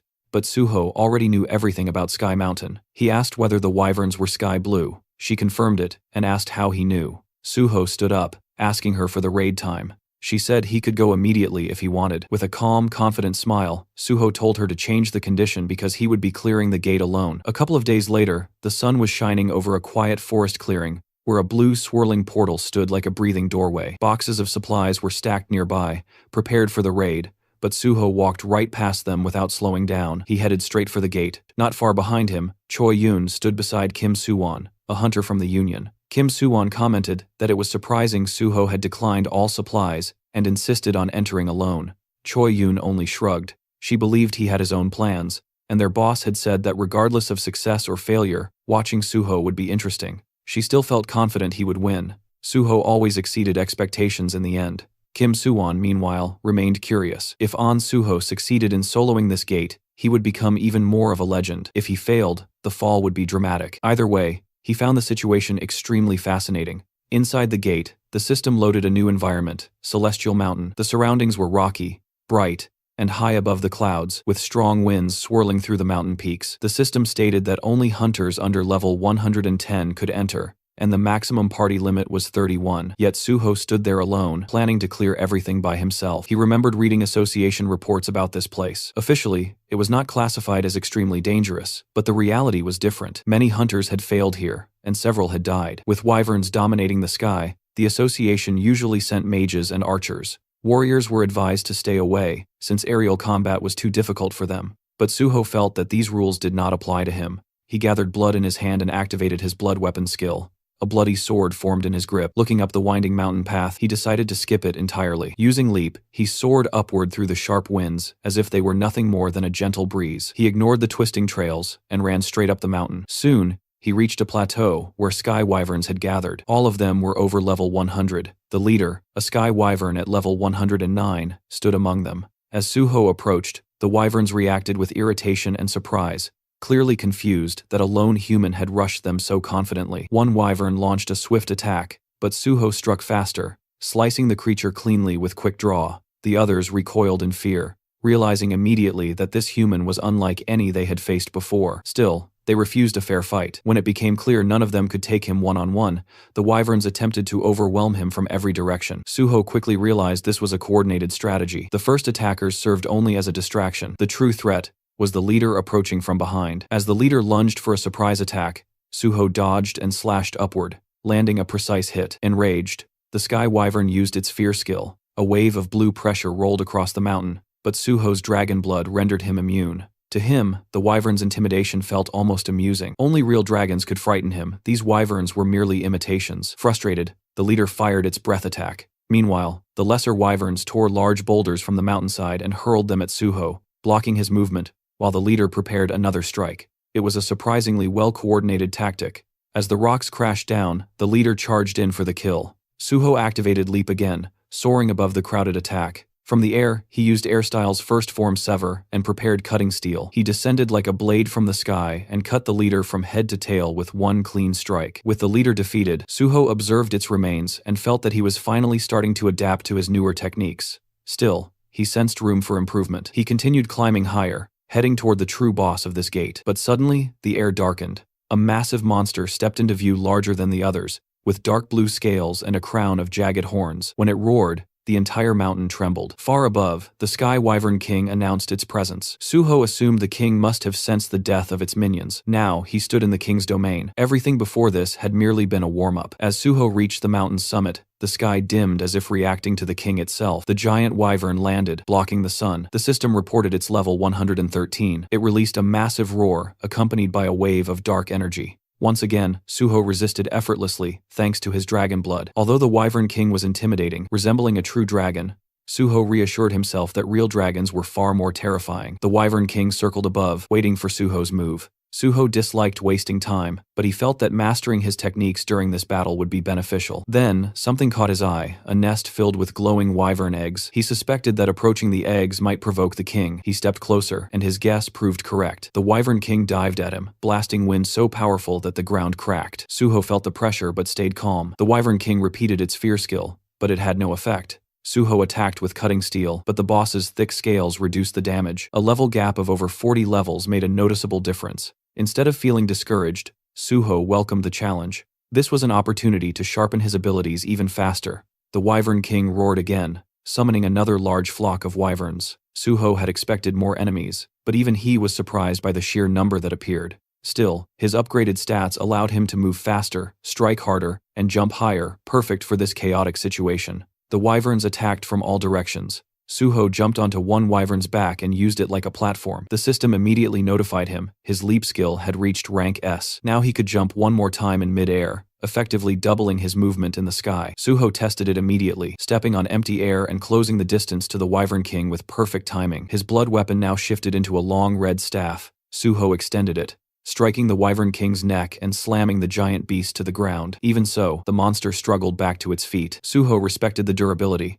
Laughing lightly, he hoped the boss would hold out longer so he could test more techniques. The Wyvern King, desperate, forced its subordinates to attack again, but the lesser wyverns hesitated, as if fearing Suho more than their own ruler. Some even looked like they were trembling. Suho quietly remarked that perhaps he had become the true Wyvern King now. The real king shrieked in outrage, and the minions finally resumed their attack. Suho moved through the air, bouncing from wyvern to wyvern. Still, he noticed his sword-drawing technique was not leveling up as rapidly as he had hoped. These opponents were strong, but not quite enough to push the technique further. Deciding to accelerate the pace, he rushed toward the mountain peak. There, he discovered something enormous, the Sky Wyvern Queen. Larger and stronger than the king, covered in purple scales, she guarded her nest and could not leave it. This gave Suho an advantage. The queen was powerful, but bound to her nest. She attacked by rolling huge boulders toward him, but he used sword drawing to slice them apart with ease. Her screams summoned every remaining wyvern on the mountain. Suho remained calm. He understood that she would rely on her minions rather than attack directly.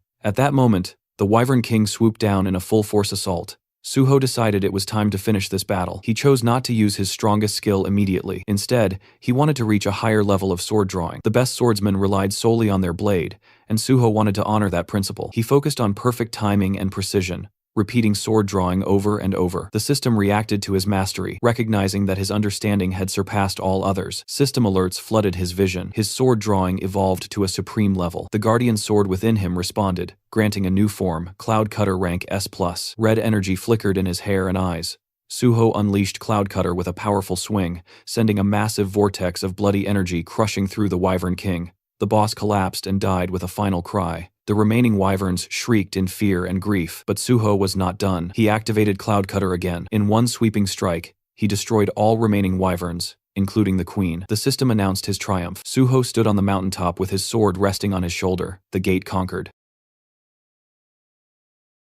After the battle ended, Suho took a moment to check his status window. The gate had given him a massive boost, and his experience bar was sitting comfortably ahead. His strength stat was already brushing past 80, and he didn't have far to go before hitting the next tier. A small smile formed as he saw the new additions Double Jump and Cloud Sash, the exact skills he'd been aiming for. It felt good to see his plan finally paying off. Turning toward the queen's den, he decided it was time to collect his loot. Inside were 12 Sky Wyvern Queen eggs. The association's advanced team had only confirmed 6, which meant the remaining half naturally fell into his hands now. With the job complete, he shifted his attention to the wyvern corpses. Monster byproducts sold for high prices, especially when used to craft rare materials, and the Sky Wyvern Queen's corpse was considered top tier. Summoning his Shadow Spear, he decided to let it handle the cleanup. He placed the spear beside the queen's massive body, and it immediately began its work, devouring the corpse piece by piece.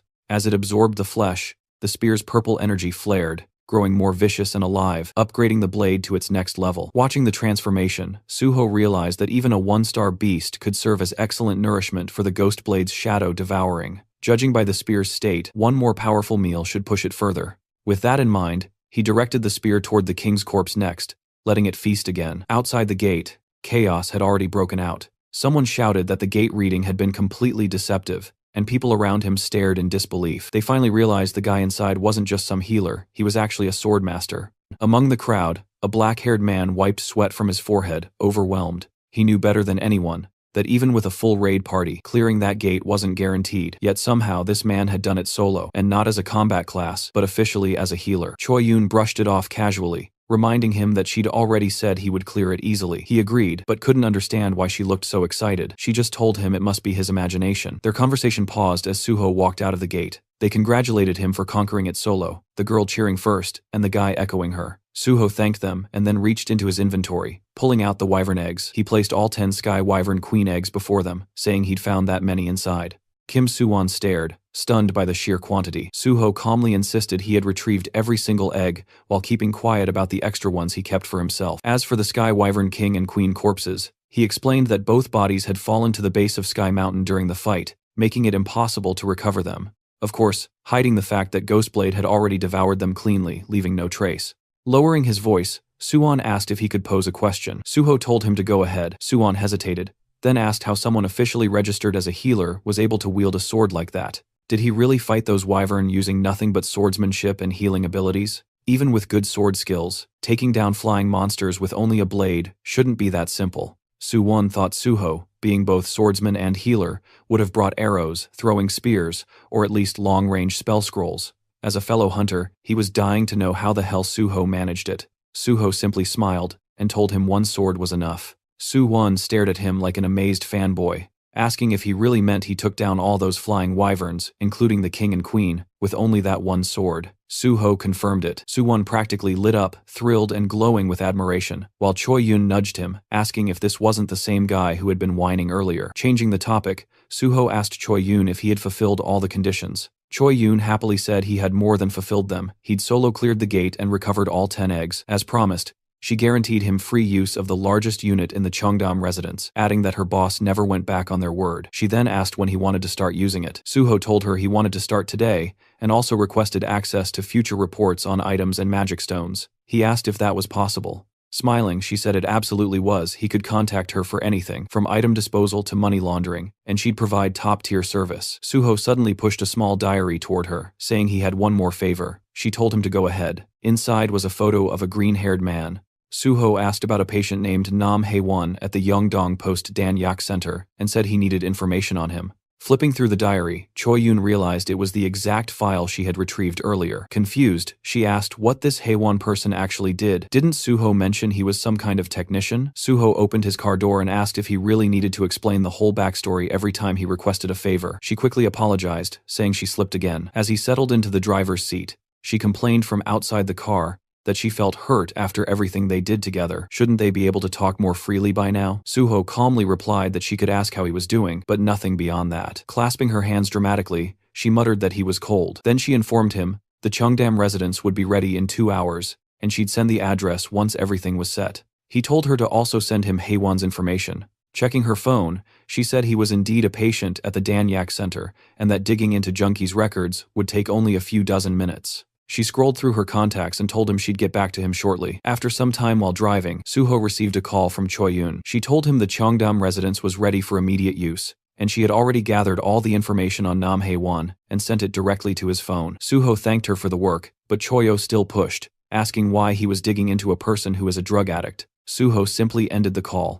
refusing to entertain the question any further. He opened the map location she sent. Looking at the screen, he muttered the name Yang Dong-po, realizing this was where the man and deciding he would go recruit him now. Soon after, he arrived in front of a cluster of old, worn-down buildings that looked more like a slum than anything else. Standing before one of the structures, he noted that this must be the house where Nam Hae-won stayed, another semi-basement. He glanced through one of the small windows and noticed the curtains pulled shut from the inside. He pressed the doorbell, only to realize it was broken, so he began pounding on the door, calling out for Nam Hae-won. After a moment with no response, he assumed the guy wasn't home and said he would have to return later. What he didn't know was that inside the room, 3 men were standing over a collapsed Nam Hae-won. The brown-haired thug crouched beside him, asking if Hae-won really had visitors coming by, deciding they should finish the job before anyone saw him. Before he could act, a heavy thud shook the entire door. All 3 thugs froze instantly, startled by the sudden impact. The one responsible, of course, was Suho. As he stepped inside, the tattooed thug demanded to know who he was, but Suho shut the bitch down coldly, saying his identity was none of their business.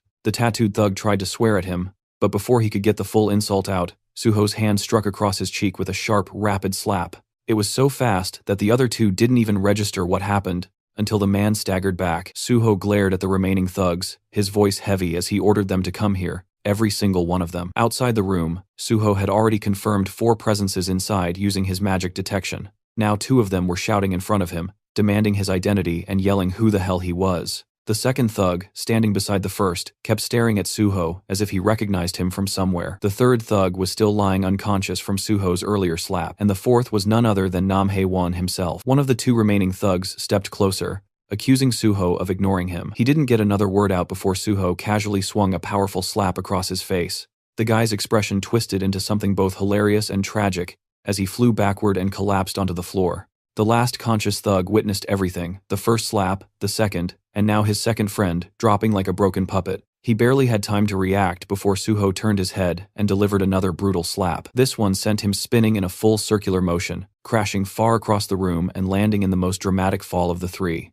Suho walked over and checked one of the men's breathing, wondering if he had hit him hard enough to actually kill him. Satisfied that they were still alive, he shifted his attention to Nam Hae-won. He lifted Hae-won by the shoulder and told him to get up if he was fine. But the moment he got a clear look at the man's face, Suho froze. Hae-won's hand was limp and drugged, his expression twisted unnaturally. A syringe lay discarded beside him, and Suho realized what had happened. Those thugs had injected him with something and tormented him afterward. Judging by how stiff his body felt, almost petrified, The injection had been done a while ago. Checking his breathing and physical state, Suho understood quickly that the poison symptoms were serious. He needed to act fast. He activated his recovery skill, the evolved form of cure. He had upgraded cure into recovery, specifically for scenarios like this: real illnesses, real poisonings, real damage unrelated to the system. Originally, the skill only affected the area his hands touched, but Isabella had once told him that pouring magic into it allowed him to forcibly expand the range. A slow grin spread across his face as he channeled magic into his hands. He thought about how he was now using information gained from someone who once tried to kill him to save someone else. The world truly worked in wild ways. After some time under Suho's treatment,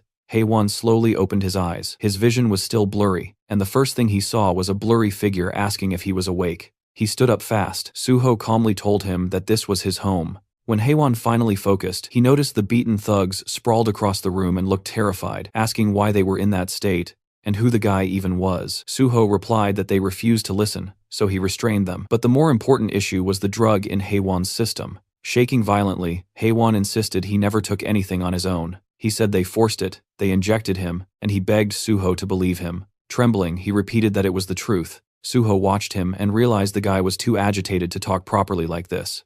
In his past life, Suho remembered an interview from when Haewon later became a famous blacksmith. In that interview, he admitted the Changsik gang had forcibly injected him with drugs, and he suffered long-term after-effects of addiction because of it. With that memory in mind, Suho decided to treat him properly. He placed his hand close to Nam Haewon, and the system responded. The ring of emotions reacted to the strongest emotions in the target. The color being absorbed was black. Suddenly, Haewon clutched his chest, overwhelmed by the pain. Then, as the ring drew out his dark emotions, the tension eased, and he felt relief wash over him. Once the process ended, Suho asked if he was feeling better, and the green-haired boy nodded. Suho stood and told him he believed him. He addressed him properly as Mr. Nam Haewon, confirming that the people who injected him belonged to the Changsik gang, and that the thugs on the floor were from the same group. The Changsik gang's original name has been Gold Made Hand, but the intention behind the naming was so ridiculous that the association simply renamed them as Changsik Gang. Suho asked Haewon if he was attending a rehab center. Still shaking, Haewon said yes, then asked how Suho knew. Suho answered lightly, saying he found out while digging into the Changsik Gang. He reassured him he no longer needed to worry. Forcing drugs on someone already in rehab was a serious crime, and Suho said he would personally take responsibility and resolve the case. Haewon's expression brightened,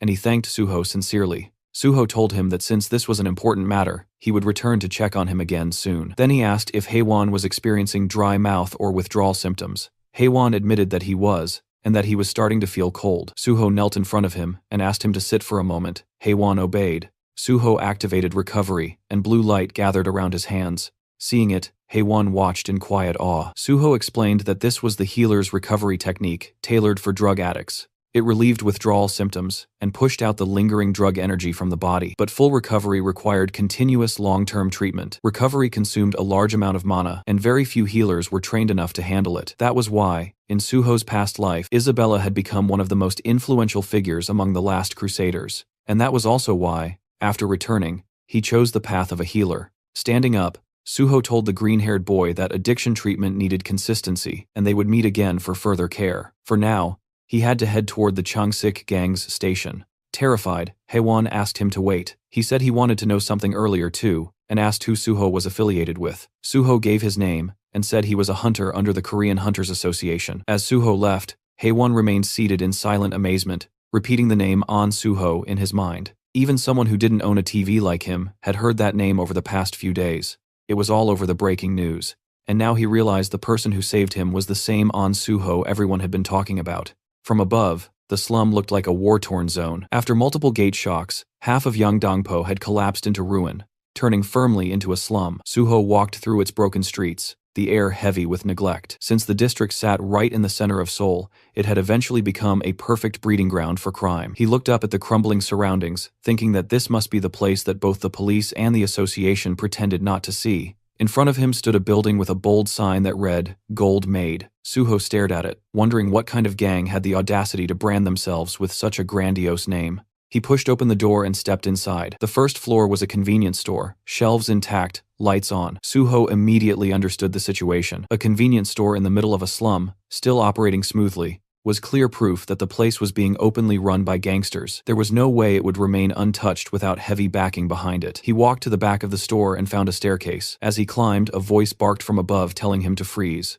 A bald man appeared, ordering him not to move, and threatening that he would die if he took another step. He demanded Suho's identity like he had authority over anything. Suho looked at him with a small smile. A gatekeeper. How classic, he thought. Then he asked where Changsik was. The bald man snapped in anger, shocked at hearing the name spoken so casually. The thug shouted, demanding to know who he thought he was to speak their boss's name so freely. But then his expression shifted as he suddenly recognized the face in front of him. The man froze as he realized that this was An Suho himself. Suho waved lightly, thanking him for the recognition. The thug thought he was trying to high-five him and raised his hand. Instead, Suho stepped forward and delivered a brutal slap, sending the bald man flying aside as he walked past with a grin. Continuing up the stairs, Suho spoke calmly, telling them to inform Changsik to come out. Inside his office, Changsik heard the sounds of fighting erupting right outside his door. The noise grew louder and more chaotic until the door finally burst open, a thug flying through it after being kicked by Suho. Suho stepped inside calmly. He muttered that not a single one of these gangster bitches seemed to understand words. Behind him, the bodies of beaten thugs were scattered across the hallway like discarded trash. Running a hand through his hair, he asked Changsik if bringing him here was really that hard. Stepping over another fallen thug, he added that he wondered what the gang would even do if he resisted. Changsik sat in front of him with a straight, unreadable expression. Two bodyguards stood behind him like statues. As Suho approached, he knew exactly what kind of place this was. More than 80% of this organization's members were awakened. The fact that awakened criminals operated openly like this was proof that the nation's security had already collapsed. In his previous life, the Changsik gang had grown even larger than this current version. They had created countless victims, and it took an exhausting amount of time to take them down. Remembering that, Suho clenched his fist. In a cold tone, he said that this was exactly why cancer needed to be removed before it grew. Changsik tried to speak, addressing him as Hunter An Suho, and asking what he was doing so suddenly. Suho stepped closer, telling him not to act clueless. They were the ones who started all of this. Changsik demanded to know when he supposedly started anything. Suho told him he was playing dumb to the very end. He said they messed with someone named Haiwon. He dropped a syringe on the desk, and both the boss and the bodyguards stared at it. Suho told them he had just met Haiwon himself. He asked if they truly intended to keep denying it. Changsik leaned toward his subordinate and quietly asked who Haiwon was. The underling whispered the explanation into his ear. Suho raised his leg and slammed it down on the table, breaking the surface clean in half. He said they had turned his closest friend into that state. His eyes glowed red as he asked why they did it. The two bodyguards froze. Changsik kept his expression firm, trying not to show fear. The boss rolled his hand across his face and told the bodyguards to step outside. They hesitated and asked why. He then barked at them to get out. The rest of the guards immediately rushed out of the room, leaving only Suho and Changsik inside. Changsik swallowed and said he believed there was some misunderstanding, suggesting they talk calmly. Suho walked over the broken table with slow steps. He said that every word they spoke only earned them another beating. Changsik, now trembling, warned him that if he touched him, he would call the police. Suho punched him across the face, calling it nonsense. The blow sent Changsik sliding across the floor along with his chair like his ass glued to it. Suho said that hearing the word police come from a gangster boss was hilarious. Changsik groaned on the ground in pain. Suho added that he figured a boss wouldn't go down from just one punch. Changsik forced a laugh, saying he wouldn't just sit there and let it happen. But the moment Suho stepped toward him, terror returned to his eyes. Suho reminded him again that he was begging for a beating, tightening his fist. And with that, Suho's punch drove straight toward the boss's face. Outside the office, the guards heard the repeated thuds of fists slamming into something or someone. Alarmed, they rushed toward the room, shouting for their boss. When they threw the door open, they found Suho standing in front of a shattered glass window. He told them their boss fled. One of the guards stared at him in shock, asking what just happened. Suho explained calmly that Changsik had smashed the window and bolted, pointing out the broken frame as if it were obvious. The baldy guard raised his hand like a confused school kid, saying that this was the third floor. Suho brushed him off, telling him that Changsik was a level 100 hunter who could roll out of something like that without a problem, so they should stop babbling nonsense. With a smile, he told them he planned to dismantle this entire place starting now. Then he added that anyone who wanted to come with him could follow him straight to Cheongok. Just hearing the name made the entire group freeze. Cheongok was the correctional facility next to Cheonsong Penitentiary. While Cheonsong held regular criminals, Cheongok held awakened offenders. Since the whole place was filled with violent awakened criminals, it was practically a hell within hell. A pro version of hell. Only the strong survived there. Its reputation alone was enough to make half-baked punks bitches tremble, exactly like the situation unfolding now. Sweat poured down their faces. Suho reminded them that he had connections to the Great Hunter Association. He told them to run before he tossed them all inside. Otherwise, he would drag them along with Changsik straight to Cheongok. The thugs gritted their teeth in terror, then the next second they bolted at full speed, shouting that they don't know any boss.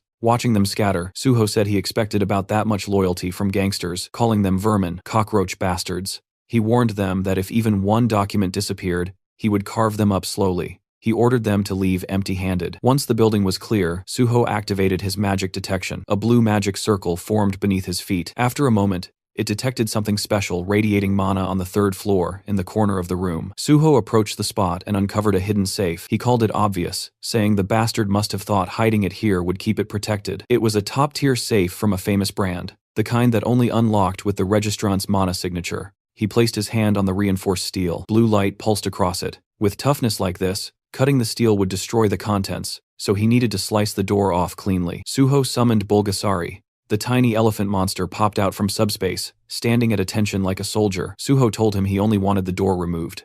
Bulgasari obeyed instantly, gripping the door with its tiny trunk and ripping it free. As the creature started the safe, Suho praised it, telling it to eat well. Inside the safe, he found cash and gold bars, but none of that mattered to him. What he actually came for was the dark ledger filled with the names of countless victims. The Changsik gang had begun with loan sharking, preying on ordinary people to build power. Later, they recruited hunters and deliberately addicted them to Avicenne 1 drugs to control and extort them. This addiction operation was the backbone of their entire influence. The drug was far more potent than ordinary narcotics, and in the end, no one could resist it. Holding the documents, Suho thought of Nam Haewon. He realized Haewon was one of the rare cases who managed to escape. Without his personal strength, even he would have fallen completely. Suho thought they deserved the Cheonggok prison for crimes like this. He promised himself he would make every last one of them feel exactly what their victims felt down to the bone. After the wild fight, Suho brought Nam Haewon back to his small apartment and finished healing him. Haewon kept thanking him over and over, finally able to breathe normally again. Suho told him he would still need time before a full recovery, but at least for now, he was out of danger. Then Suho handed him a folder. Haewon asked what it was, and Suho explained that these were bond documents from the Changsik gang, proof that he had taken down the entire criminal group. Haewon could barely believe what he was hearing. The gold-made hand gang, with all their terrifying influence, was really gone. Suho went on to explain the gang's real method. They kept people trapped in debt with outrageous interest rates, turning their victims into insects caught inside an anthill. Even though Haewon had done everything right and never missed a payment, they forced drugs onto him to ensure he could never escape. Still trembling, Haewon said he had survived only because of his special ability. He explained how he tried to fight addiction, made his own antidotes, and begged for help, but no one, not the police, not the association, cared about what happened to people in these slums. He said everyone on the outside felt like another version of the enemy. Suho understood him. He told Haewon that the reason he joined the Great Hunter Association was not for prestige, but to fix the broken system for people like him.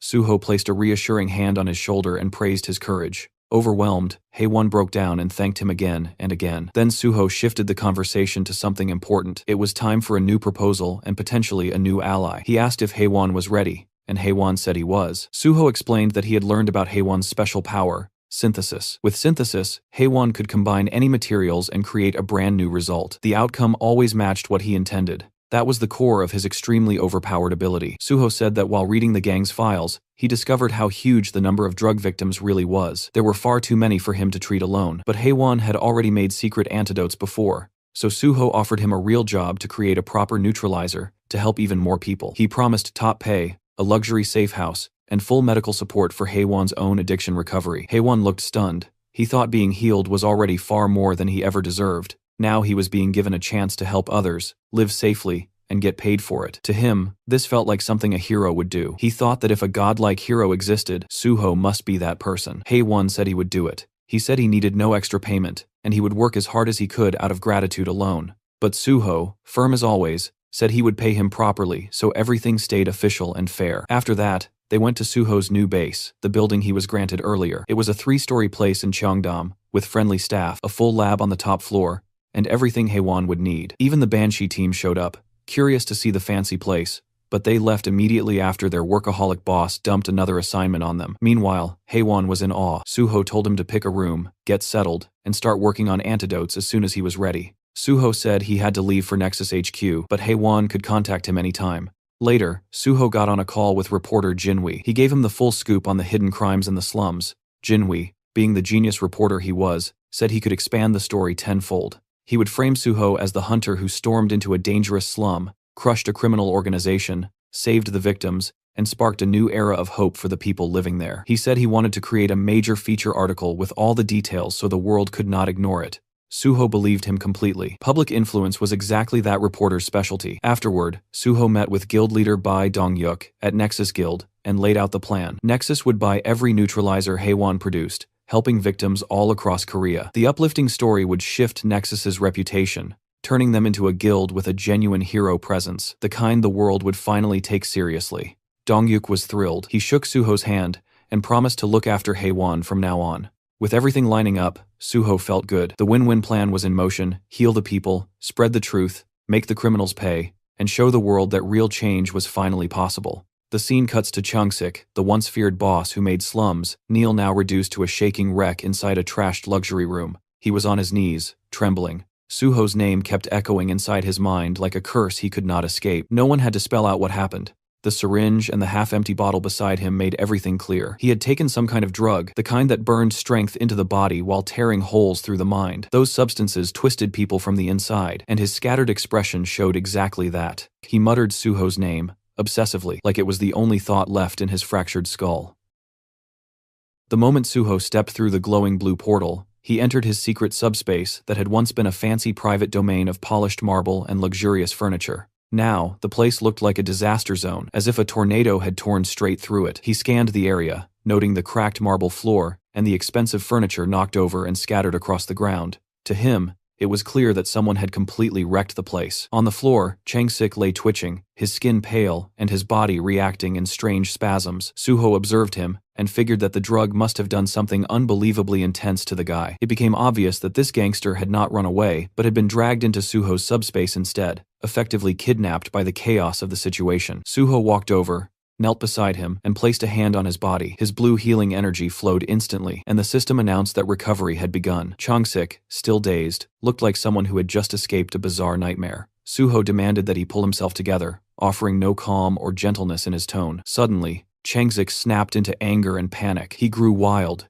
yelling incoherently as he lunged forward to attack Suho. Suho barely reacted, simply kicking him in the chest and sending him flying backward like it was effortless. Chung-sik continued screaming, desperate to be let out, spiraling into fear as though he believed he was trapped with a monster. Suho smirked and rolled his eyes, noting to himself that Chung-sik still had a lot of energy. He assumed the drug was overstimulating him, but mentioned to himself that he had brought extra, so the man did not need to worry. Sensing danger again, Chung-sik crumbled into full desperation. He dropped to the floor, crawling and begging Suho to release him, insisting he would do anything to avoid experiencing the drug again. Suho had no sympathy. He stepped onto Chung-sik's chest with force, pressing him down firmly. Chung-sik screamed for help, insisting that he had been kidnapped, but Suho reminded himself that no one could enter this place, and that the fools from Chung-sik's gang had already run away. He promised internally that he would hunt them down and make them pay as well. For now, he instructed the criminal to sit still, reflect on his choices, and drown in regret, since that was the only useful thing available to him at the moment. Later in the afternoon, Suho returned to his new house.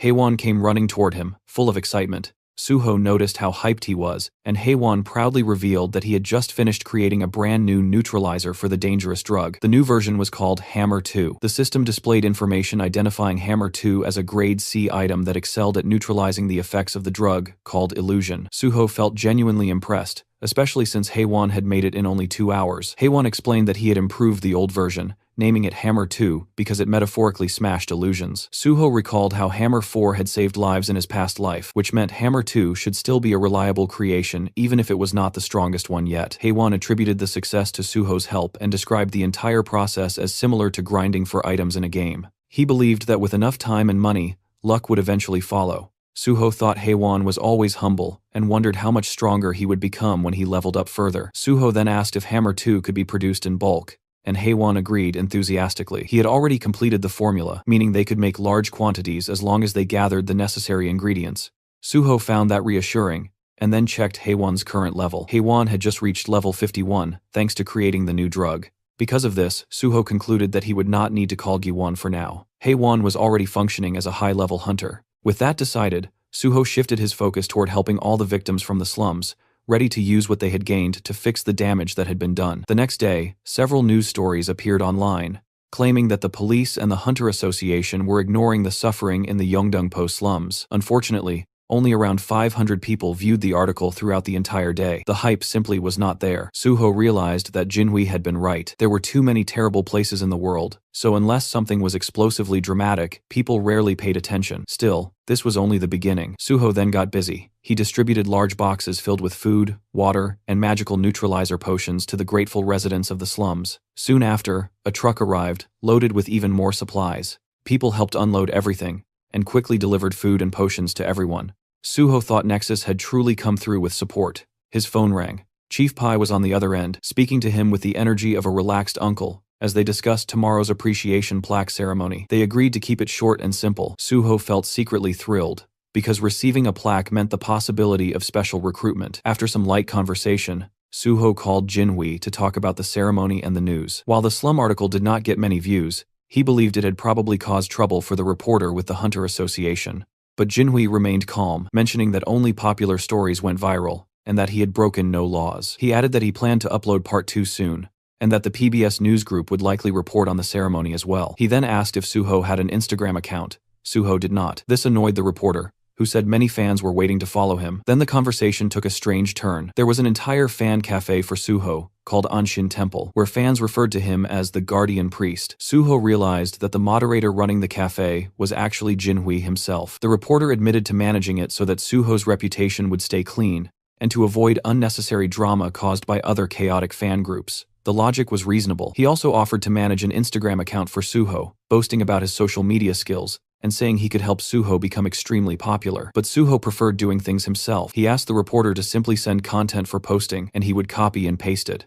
That simple approach made the reporter ridiculously excited. He even suggested that Suho upload selfies and photos for fans, but Suho was not confident about pictures. The reporter advised him to relax and at least make the account. Soon enough, Suho would become an influencer. After the call, Suho made the Instagram account, and immediately his phone began vibrating non-stop with notifications. A huge number of users started following him. Inside the house, Haewon noticed the phone buzzing constantly, but Suho said it was fine. He figured that Jinhui had already started promoting the new account aggressively, so he muted all notifications. Finally, the big day arrived. The appreciation plaque ceremony at the Hunter Association headquarters began. A massive crowd had gathered inside. Reporters, fans, and people holding signs shouted Suho's name, and the title Guardian Priest. Suho had expected a simple ceremony, but the screaming fans and swarming reporters told a very different story. The number of people was overwhelming, forming a sea of excitement. Security guards struggled to control the crowd, begging them to stop pushing and asking them to wait outside. 2 association workers stared in shock, completely stunned by the turnout. They checked and confirmed that all these people had come for only one person, Hunter on Suho. They found it unbelievable, especially because the event had never been posted online. It was the first time in the association's history that such a scenario had occurred for an unofficial event. Suho's fame had reached another level entirely. Inside the auditorium, the chaos continued. Fans filled the entire space, holding signs for On Suho and Sword God, buzzing with anticipation. One girl even mentioned that she had skipped school just to attend. Others discussed how the fan club president, Golden Horse, was absent, so they planned to take plenty of photos for her. In the press section, reporter Joe Jinhui was busy texting. He informed Suho that a massive crowd had shown up for him and asked where the MC was. Suho had actually arrived early, and had been observing everything while using his monochrome solitude skill, which made him invisible to others unless he chose to be seen. A fan sat directly in front of him, with no idea that the sword god was right behind her. Suho soon received a message from Chief Pai, asking him to meet in the hallway, next to the waiting room. He slipped out silently to meet his senior. Chief Pai was astonished by the number of fans, and jokingly called Suho a superstar, which made Suho laugh. Chief Pai then mentioned that the recent article about the Yeongdeungpo slums had stirred public sentiment toward the Hunter Association. Suho already knew the article would make the association look bad, but Chief Pai seemed unconcerned about reporters, which explained how easily the journalist had entered today. Chief Pai congratulated Suho for the award, and rushed off for something urgent, maintaining his typical cool and distant style. Then an announcer called everyone to take their seats. The ceremony was about to begin. Suho walked toward the stage as the crowd erupted in excitement. Cameras flashed everywhere. Fans screamed about his appearance, some claiming they finally understood why people fell for him, and others joked that they would let the sword god cut them. Suho stepped forward and received his appreciation plaque from Association President Young Kyung-won. They posed for photos. The president teased him about being good at posing, and Suho responded politely, giving credit back to the president. Keeping the atmosphere smooth, the president praised Suho's work in Yeongdeungpo, and hinted that good news, likely a job offer, was on the way. Suho assumed this meant special recruitment. The president then asked him to speak a few words. Suho thanked everyone and said he had only done what he believed he was supposed to do. He admitted feeling strange about receiving a reward for helping people, but promised to work hard. Fans screamed that they loved him, and he could only laugh and thank them. A short Q&A followed. Reporter Kim Sung-won asked whether Suho still intended to join the association, to which replied, yes. Another reporter mentioned the new Instagram account, and Suho explained that a friend recommended it, so he decided to try it. Someone else noted that he had gained 50,000 followers in a single day, and asked how it felt. Suho said he had turned off notifications and did not know, but he could tell people were interested. Someone asked what his first post would be. Suho said he would probably upload the plaque he received today. Then Jinwi stood up and the room instantly tensed. Staff whispered among themselves, realizing that he was the same reporter who had written the article criticizing the association. President Kyung-hwan grew irritated, believing his staff had made a mistake by letting him in. But the reporter ignored their reactions. He was there to ask real questions. He asked if Suho had seen his article on the Yeongdeungpo slums. Suho had. The reporter then mentioned the criticism that the police and the association were ignoring people who needed help, and asked if Suho was aware of the issue. Suho calmly stated that he was fully aware of it. It was a risky moment, because the room was filled with powerful association members, but the reporter pressed on. He asked if Suho's joining the association would help improve things. The president nearly jumped out of his seat, barely held back by his aides. Suho, with a slight smirk, stated that if he joined, he would do everything in his power to eliminate corruption so that no one would ever have a reason to doubt the association again. The reporter thanked him, and the public portion of the ceremony ended. Later, Suho and Jinhui left together in a car. Suho praised him for his work. The reporter joked that the angry stares from the staff had made him extremely nervous, but Suho noted that he had acted brave the entire time. The reporter then apologized if his questioning was too harsh, explaining that his job required him to act while public attention was still focused. He wanted to maintain the momentum, and that was why he planned to release another article soon. Suho appreciated it because he finally got to express what he truly wanted to say about improving the association. The reporter was almost in disbelief that Suho meant every word, but Suho clarified that he would not lie while receiving an award. He genuinely intended to make changes. A few days passed, and Suho received his new civil servant ID. He had been officially appointed as a level 5 official, far faster than anyone had expected. At the same time, the entire internet exploded with discussions about Suho's past achievements, especially the incident where he beat violent criminals in the Yeongdeungpo slums. Dozens of online articles appeared, gathering millions of views. People everywhere could not stop talking about him. Some users claimed that Suho was the only cool person in Yeongdeungpo, while others called him a genuine hero. Still, some were jealous and complained that the police or the Hunter Association should have handled the situation instead. A few wondered if Suho was simply doing what Nexus ordered or if he was seeking too much attention. Some online troublemakers jokingly suggested that he might get sued by the criminals he defeated. But the majority agreed that the real losers were the criminals, not the man who stopped them.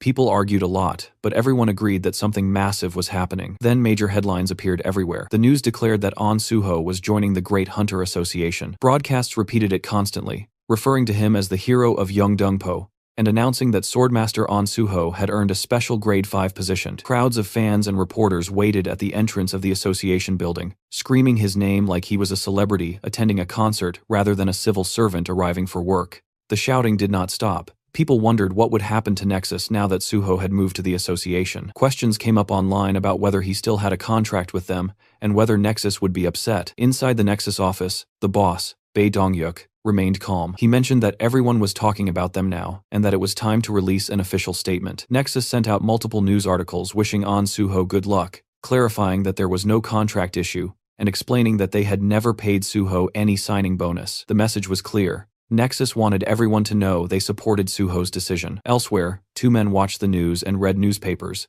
They seemed like hunters. They commented that Nexus was the best guild, while others like Hexagon and Prime cared only about money. They brought up how Hexagon had done terrible things, such as letting a weak hunter die because he did not receive a potion in time and forcing mages to work until they collapsed. A TV report showed Nexus's guild leader Bae Dong-yuk in an interview. The reporter asked whether Nexus had kicked Suho out due to public pressure, and Bae Dong-yuk denied it. He explained that Suho wanted real field experience before taking his civil service exam, and that joining Nexus had simply been a step along the way. He admitted he was sad to see Suho leave, but said Suho belonged in a role where he could save people, not in a private company. Suho and Nexus were clearly reinforcing each other's public image.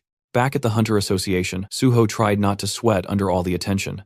The crowd continued screaming while cameras flashed non-stop. He thought about the weight of being watched by so many people. He remembered the advice from Jinhui, who told him to show his face to the fans because they would be disappointed otherwise. Suho admitted to himself that the advice made sense, even though he wanted to maintain a cool, mysterious vibe. This time he wanted control of his own story, instead of letting others direct it. Suho walked into the Hunter Association lobby. Inside, President Kyungwon and Vice President Kyumon were waiting for him. Cameras flashed everywhere, as the president welcomed him with extreme friendliness, calling the day historic, and congratulating him before inviting him inside.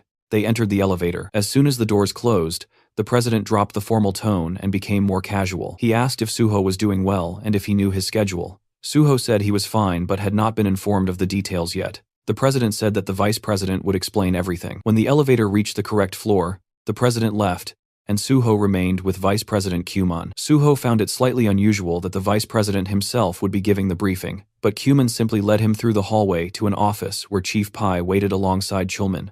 Kyumon explained that these two would guide him and wished him luck. Chief Pai greeted Suho with a big smile, telling him to sit down. He acted extremely friendly and even asked Chulman to get Suho a drink. Suho found it amusing that two people from different departments would both be training him. Chief Pai told Suho to call him senior in private and only use the title chief in official situations. Suho nodded, recognizing how significant that request was, because Chief Pai was known for being strict about titles and reputation. Then, Chief Pai began testing Suho's knowledge about his new job. Suho explained that he knew about the probation period.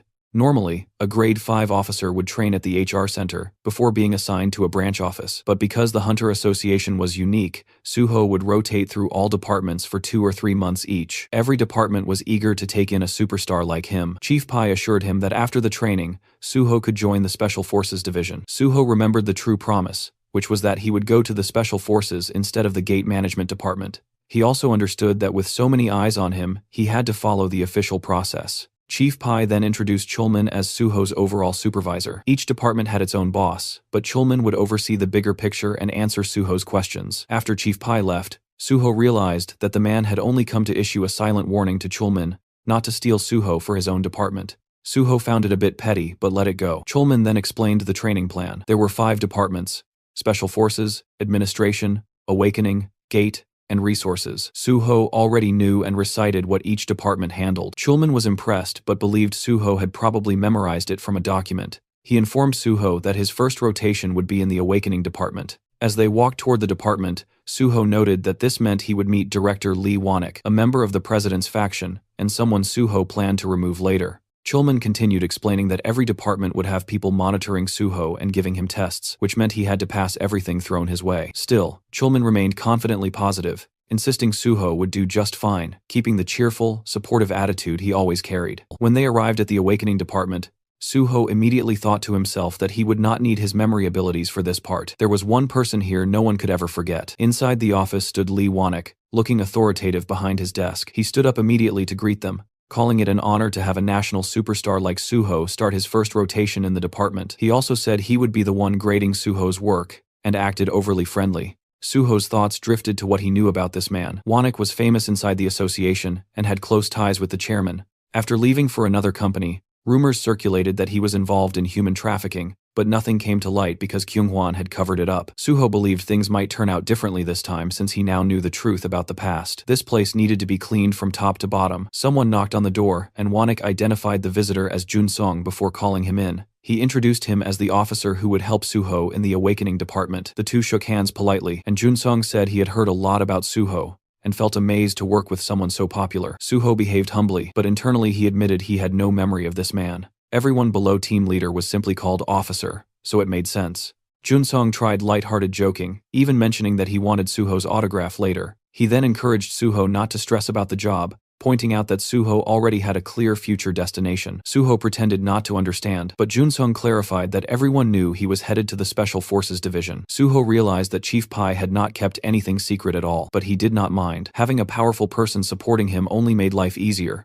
even if it felt a little awkward to be treated like royalty. Then Junsong handed him a thin folder that he described as the department's quick manual. Normally the manual was massive, but they had created a special, simplified version just for Suho. Connections truly changed everything. He explained that the Awakening department was divided into 2 major sections: Awakened Affairs and Non-Awakened Affairs, each with its own teams. Suho would first take a theory test, then complete one field training session with each division. He reassured Suho not to worry, since everything had been prepared in advance. He handed him a business card and said to call if anything unusual happened. After he left, Suho sat down and began reading the manual. Even as a summary, it felt like a lot, but Suho did not feel burdened. He had the library of memories, which worked like a cheat system for his brain.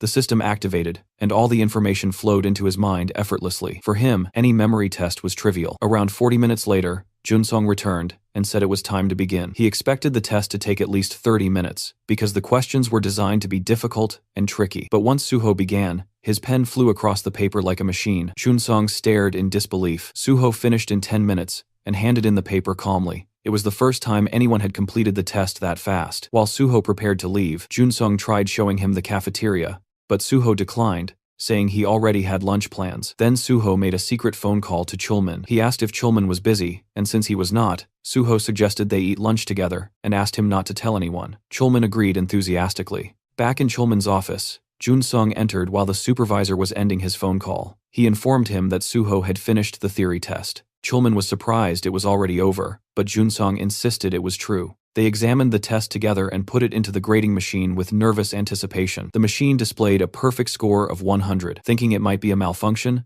they checked it by hand, but after multiple reviews, the result remained the same. A flawless, perfect score. Junsong nearly lost his mind, saying no one had ever achieved this, especially on their first day. He finally understood why Chief Pai wanted Suho so badly. Chulman could only laugh. He admitted internally that he had hoped to work with Suho first, but Chief Pai's influence was overwhelming. It was hard to compete when Suho performed at that level. Meanwhile, Suho was just yawning casually in the hallway, completely unfazed. None of this meant anything to him. After meeting for lunch, Suho and Chulman sat on a bench beside a vending machine. Suho said that since Chulman treated him to lunch, he wanted to buy the coffee. Then Chulman asked why Suho had suddenly wanted to eat together. Suho explained that he did not know many people in the association yet, and did not want to eat alone. Chulman was the only person he knew well. Chulman joked that if Chief Pai heard that, he would feel a bit hurt, but Suho said he simply wanted a comfortable place to eat, so it could not be helped. After a quiet, comfortable pause, Chulman congratulated him on his perfect score from the morning. He explained that he had graded it immediately, because Junsong kept pestering him. He joked that Suho was insane. He could fight. He entered the association as a special grade 5, and now he turned out to be extremely smart as well. To him, Suho felt like the main character of a story. Suho said it was thanks to the people around him and that he had seen similar tests before. Chulman teased him that too much modesty annoyed others, so Suho laughed and admitted openly that he was amazing. For the first time in a long while, he smiled sincerely. It felt refreshing. Since restarting his life, it felt like he was constantly doing homework, but sitting here drinking coffee with someone he used to be close to brought back memories of simpler days. He remembered when he had almost died from poisoning and thought it was over, but now he promised himself never to fall like that again. He intended to overcome every disaster and reclaim a peaceful life. Suho then asked if Chulman had any tips about working in both the Awakening and Non-Awakening divisions. Chulman began explaining. He asked if Suho knew what the Awakening division did. Suho said, yes, they manage both awakened and non-awakened individuals. Chulman agreed but emphasized that the biggest task was keeping information updated. No one could see an awakened person's status window except the person themselves. They had to personally come in and update their information. If they ignored the deadline, they received fines and eventually jail time after repeated warnings. There was even a specific term for these cases: malignant non-updaters. Managing those troublemakers was their primary job. He continued, explaining that awakened individuals were like superheroes. Some were so durable that bullets could not harm them. Others could disappear as if they had never existed. Every country needed their data updated regularly. It might sound like the association treated them as potential walking disasters, but there was currently no better method. Suho then asked about the non-awakening side. Chulman said it worked similarly. Sometimes people awakened as players and hid it instead of registering.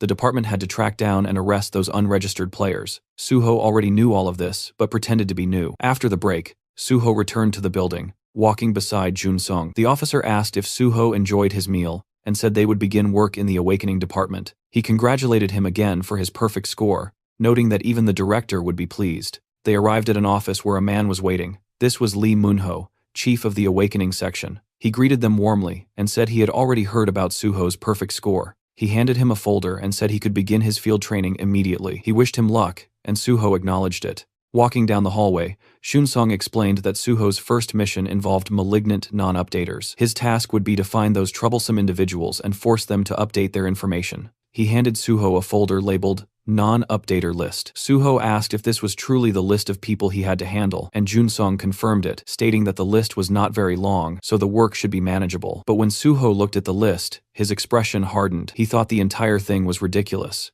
Every name belonged to someone notoriously dangerous, individuals known for giving even the awakening section a difficult time. He wondered if this was another hidden test from Chief Pai, who loved testing his subordinates endlessly. Still, Suho decided he was ready for whatever came next. He would take down every person on the list either way. Since Junsong worked at a desk and not in the field, he introduced Suho to a new mentor, Han Ho-song, a grade 7 field officer, who Junsong introduced as a veteran at catching non-updaters. Then Junsong slipped out of the room, leaving the two alone. Suho introduced himself while Ho-song leaned back casually against a desk, looking relaxed. He suggested that they check the list first. When he saw the names, he let out a deep sigh. The association had told him to treat Suho like a VIP, yet they handed him this insane list. It was filled with legendary troublemakers who had vanished or were considered impossible to catch. Ho-song guessed that the association wanted Suho to look like a hero because everyone was watching. He asked if Suho already knew how to use the stat scanner and the necessary tools. Suho did, so Ho-song said no extra training was needed. Then he asked if Suho planned to choose his first target. Suho said he did and pointed at a photo of a man with long dark hair. Ho-song asked if Suho even knew who the man was. He was a malignant non-updater who had fled overseas and evaded capture, but that did not stop Suho. He said that if the man was still on the list, then he had to be pursued. Suho pressed his hand firmly onto the list, covering the photo of his chosen target. With a confident smile, he prepared himself to track down every one of those legendary troublemakers. The page displayed a photo of a dark-haired man named Kim Gungwon, an illegal pharmacist whose real occupation was designing doping substances. He provided doping drugs to both ordinary and professional athletes. The issue was that the drugs he distributed did not rely on chemical doping effects but on skill-based doping, something far more dangerous and far harder to trace. Suho scanned through the information and noted that Kim Gungwon denied all charges, yet multiple reports had already been filed that confirmed the accusations. An update to his status window had been requested years ago, but he had continuously fled, avoiding every attempt to track him. His current location was presumed to be overseas. Normally, when an unregistered hunter goes untraceable for a long time, they are declared missing, but the fact that his name remained on the active list meant one thing: he was still operating. Suho realized that even the Awakening Division recognized the ongoing threat he posed. Despite this being an obvious hunter-related criminal case, it fell under the jurisdiction of the Awakening Division instead of the Special Forces Division. The Special Forces Division never moved without solid evidence, no matter how suspicious the situation was. As Suho closed the file in his hands, he reflected that the Special Forces Division also struggled with chronic manpower shortages. But the bigger issue was that Chief Pai simply avoided anything he considered unprofitable or bothersome. Han Ho-song scratched his neck and expressed his concern that the suspicion was understandable, but catching someone presumed to be overseas seemed impossible. Suho stared at him and questioned whether he truly believed the man was overseas. Ho-song reacted with shock. Suho explained that Kim Gungwon was absolutely still in Korea. The reports mentioned that domestic athletes were still using his substances, and the fact that his drugs were easily accessible meant his base had to be inside the country. Suho pointed out that drug smuggling procedures were extremely strict, making it nearly impossible to maintain such a smooth supply line from abroad. Ho-song, taking a seat, admitted that the reasoning was convincing, but a report remained only a report. They still did not know for sure if those individuals were actually using doping drugs. Suho looked him in the eye and decided they would verify it themselves. Ho-song responded that skill-based doping left no physical traces in the body, unlike chemical doping, which created a major challenge. Suho declared that he would handle the verification personally, which only confused Ho-song further. The officer pointed out that this wasn't even an official request for acquisition, but only an anonymous tip, meaning Suho would not receive a warrant. He wondered how Suho intended to manage anything without one. Suho remained firm. He stated that he had a separate plan and wanted to handle this case alone. It was technically a field evaluation, so he wanted the chance to attempt his own method first. If it failed, they could revert to Ho-seong's approach afterward. Ho-seong, still confused but not wanting to press the issue, brushed it aside and told him to proceed however he wished. Suho bowed slightly, thanking him for trusting him. Ho-song added that he could contact him anytime if he needed help. With that, Suho left the office, ready to execute his plan. Ho-song, leaning on his chair, thought to himself that he had no idea what kind of plan Suho was relying on, but he assumed Suho would learn the hard way. Tracking a fugitive, unregistered hunter was nothing like what Suho had done before, and the reality of it would hit him soon enough.